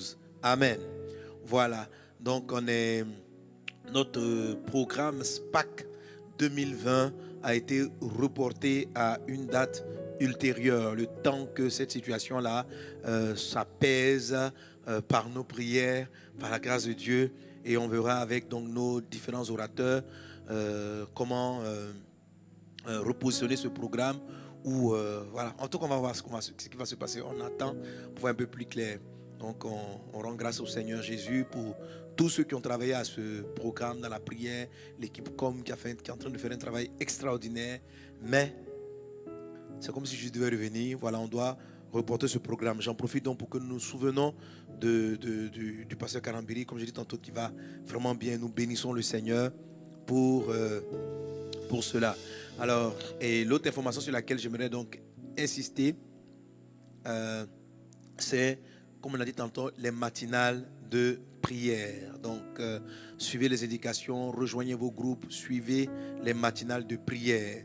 Et comme on l'a dit, jusqu'à nouvel ordre, pour Abidjan, c'est les 2 dimanches. Normalement, le 3e dimanche, on va reprendre les cultes normalement, mais on va suivre les indications du gouvernement. Amen. Mais jusqu'à nouvel ordre, donc, les cultes seront en ligne. En ligne, vous pourrez donc les suivre directement en ligne. La forme peut changer en fonction du type de restrictions qui seront données. Donc, veillez à vous conformer, à nous conformer aux restrictions que l'État mettra, que les États, les pays mettront en place. Voilà. Mais les cultes, par la grâce de Dieu, nous les tiendrons en ligne. Et là, vous pouvez vous regrouper par petits groupes. Faites-le. Suivez les consignes d'usage. Respectez vraiment la distance, l'hygiène, comme je l'ai dit tantôt. Et suivez le culte sur les écrans, là où on ne peut pas recevoir Internet, ou bien suivez les audios. Que Dieu vous bénisse abondamment. Amen. Quelqu'un acclame Jésus. Alors, aujourd'hui, je conduis pas tout le temps habituellement. Habituellement, je ne conduis pas les scènes, mais c'est une scène très spéciale. On va prendre ensemble le repas du Seigneur. Et cela me donne d'ajouter ceci. N'oubliez pas, chaque fois que vous venez au culte, ne considérez pas le culte comme, même si c'est sur un écran, comme une vidéo que vous regardez. Voilà, ça n'a pas le même effet. Voilà, autant que possible, ayez un écran assez large, autant que possible. Ça va vous éviter des distractions. Coupez tout ce qui est notifications et autres, et créez autour de vous l'atmosphère du culte. Venez avec vos enveloppes, votre offrande, vos dîmes, et aussi préparez les éléments de la Sainte Seine et soyez focalisés, concentrés, comme si vous étiez physiquement présent pendant le culte. Et vous allez voir que par la grâce de Dieu, ça sera waouh. Amen. Alors donc là, nous allons prendre le repas du Seigneur. Amen. On va prendre le repas du Seigneur. Et mon petit texte est basé sur Exode chapitre 12. En fait, c'est une histoire que nous connaissons. Comme aujourd'hui on est en mode restriction, est-ce que vous savez qu'une des premières scènes prophétiques, il y avait une déjà avec Abraham et Melchisédek, mais une autre scène prophétique a été prise dans un moment de confinement. Dieu avait dit, pendant que l'ange de la mort s'apprêtait à frapper les premiers-nés d'Égypte, Dieu avait demandé à chaque Israélien de rester chez lui à la maison, de fermer la porte et de prendre un repas composé d'agneau et de vin et du pain, en fait, donc qui représentait ainsi une forme de sainte scène. L'agneau représentant le Christ, donc le pain représentant le corps et le vin représentant le sang, complété avec des herbes amères. Donc ils étaient donc enfermés chez eux pendant que l'ange de la mort apportait le jugement. Et là, c'était un repas pour eux de victoire. Alors, tu ne vas pas prendre la Sainte Seine avec un esprit de défaite, mais avec un esprit de victoire. Parce que c'était une grande libération. Je suis convaincu que cette situation-là va contribuer à la gloire de Dieu. C'est dans cette atmosphère que nous allons prendre le repas du Seigneur. Mais comme je le dis, veuillez respecter même les consignes chez vous, si vous êtes à plusieurs en train de prendre le repas du Seigneur. Amen. Je vais laisser ce micro. Alléluia.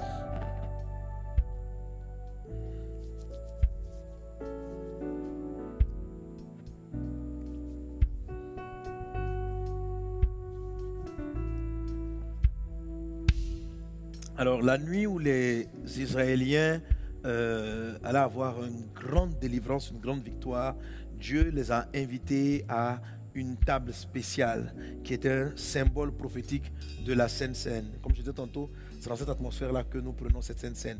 La nuit aussi où Jésus allait être livré, Jésus a inauguré la Sainte Seine donc officielle. Et la Bible dit, après avoir pris du pain, il a rendu grâce. Disons merci à Dieu. Merci Seigneur pour ce repas. Merci pour ta grâce. Merci pour ton sacrifice à la croix. Merci pour ce moment, pour la table que tu dresses face à nos adversaires. Nous avons la victoire en toi. Merci Seigneur Jésus. Amen. La Bible dit, après avoir rendu grâce, il a rompu le pain.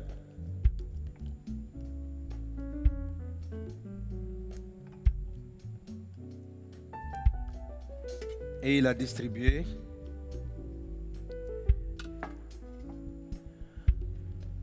Et il nous a dit que ceci est son corps qui a été brisé pour nous. La Bible nous dit que par les meurtrissures de Christ, nous sommes guéris. Donc lorsque le corps de Christ a été brisé, a été meurtri, cela a occasionné dans notre corps la guérison. Alors en prenant ce repas, que toute meurtrissure dans ton corps, que toute maladie en toi soit consumée, ôtée au nom de Jésus. Et que l'œuvre de Christ à la croix vienne combler, remplacer ce qui a été ôté. Ensemble, prenons le corps du Seigneur.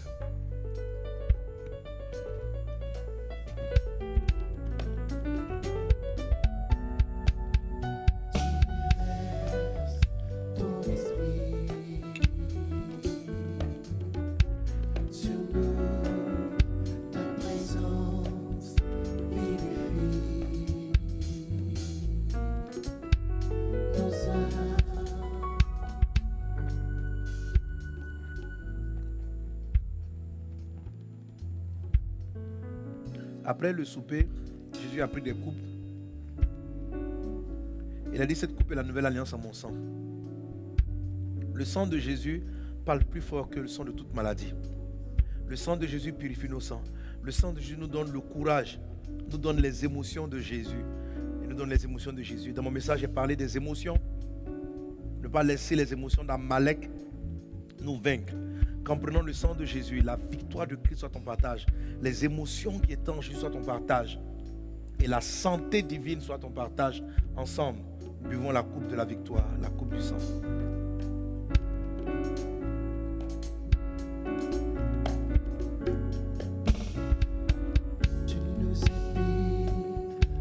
Amen. Que Dieu vous bénisse abondamment. Alléluia. Alors tu vas prendre la bénédiction finale et tu pourras donc rentrer chez toi. Mais si tu es déjà à la maison, bien sûr, vaquer à d'autres occupations. Tu vas te tenir debout, garder les mains levées et recevoir la grâce, la faveur et la bénédiction. Je déclare ceci sur ta vie, que ta semaine va s'écrire gloire. Malgré tout ce qui se passe autour de toi, ta semaine va s'écrire gloire. Tu es une lumière pour ton entourage. Par toi, la vie, la santé divine sont le partage de ton voisinage. Au nom de Jésus, tu es une source de bénédiction. Tu es béni au nom de Jésus. Malgré toute cette situation morose, Dieu te fait prospérer. Dieu te distingue. Dieu te met à part. Je te bénis dans le nom de Jésus. Ta route est aplanie, ton sentier est aplani. Tu es distingué par le sang de Jésus. Il en est ainsi au nom de Jésus. Amen.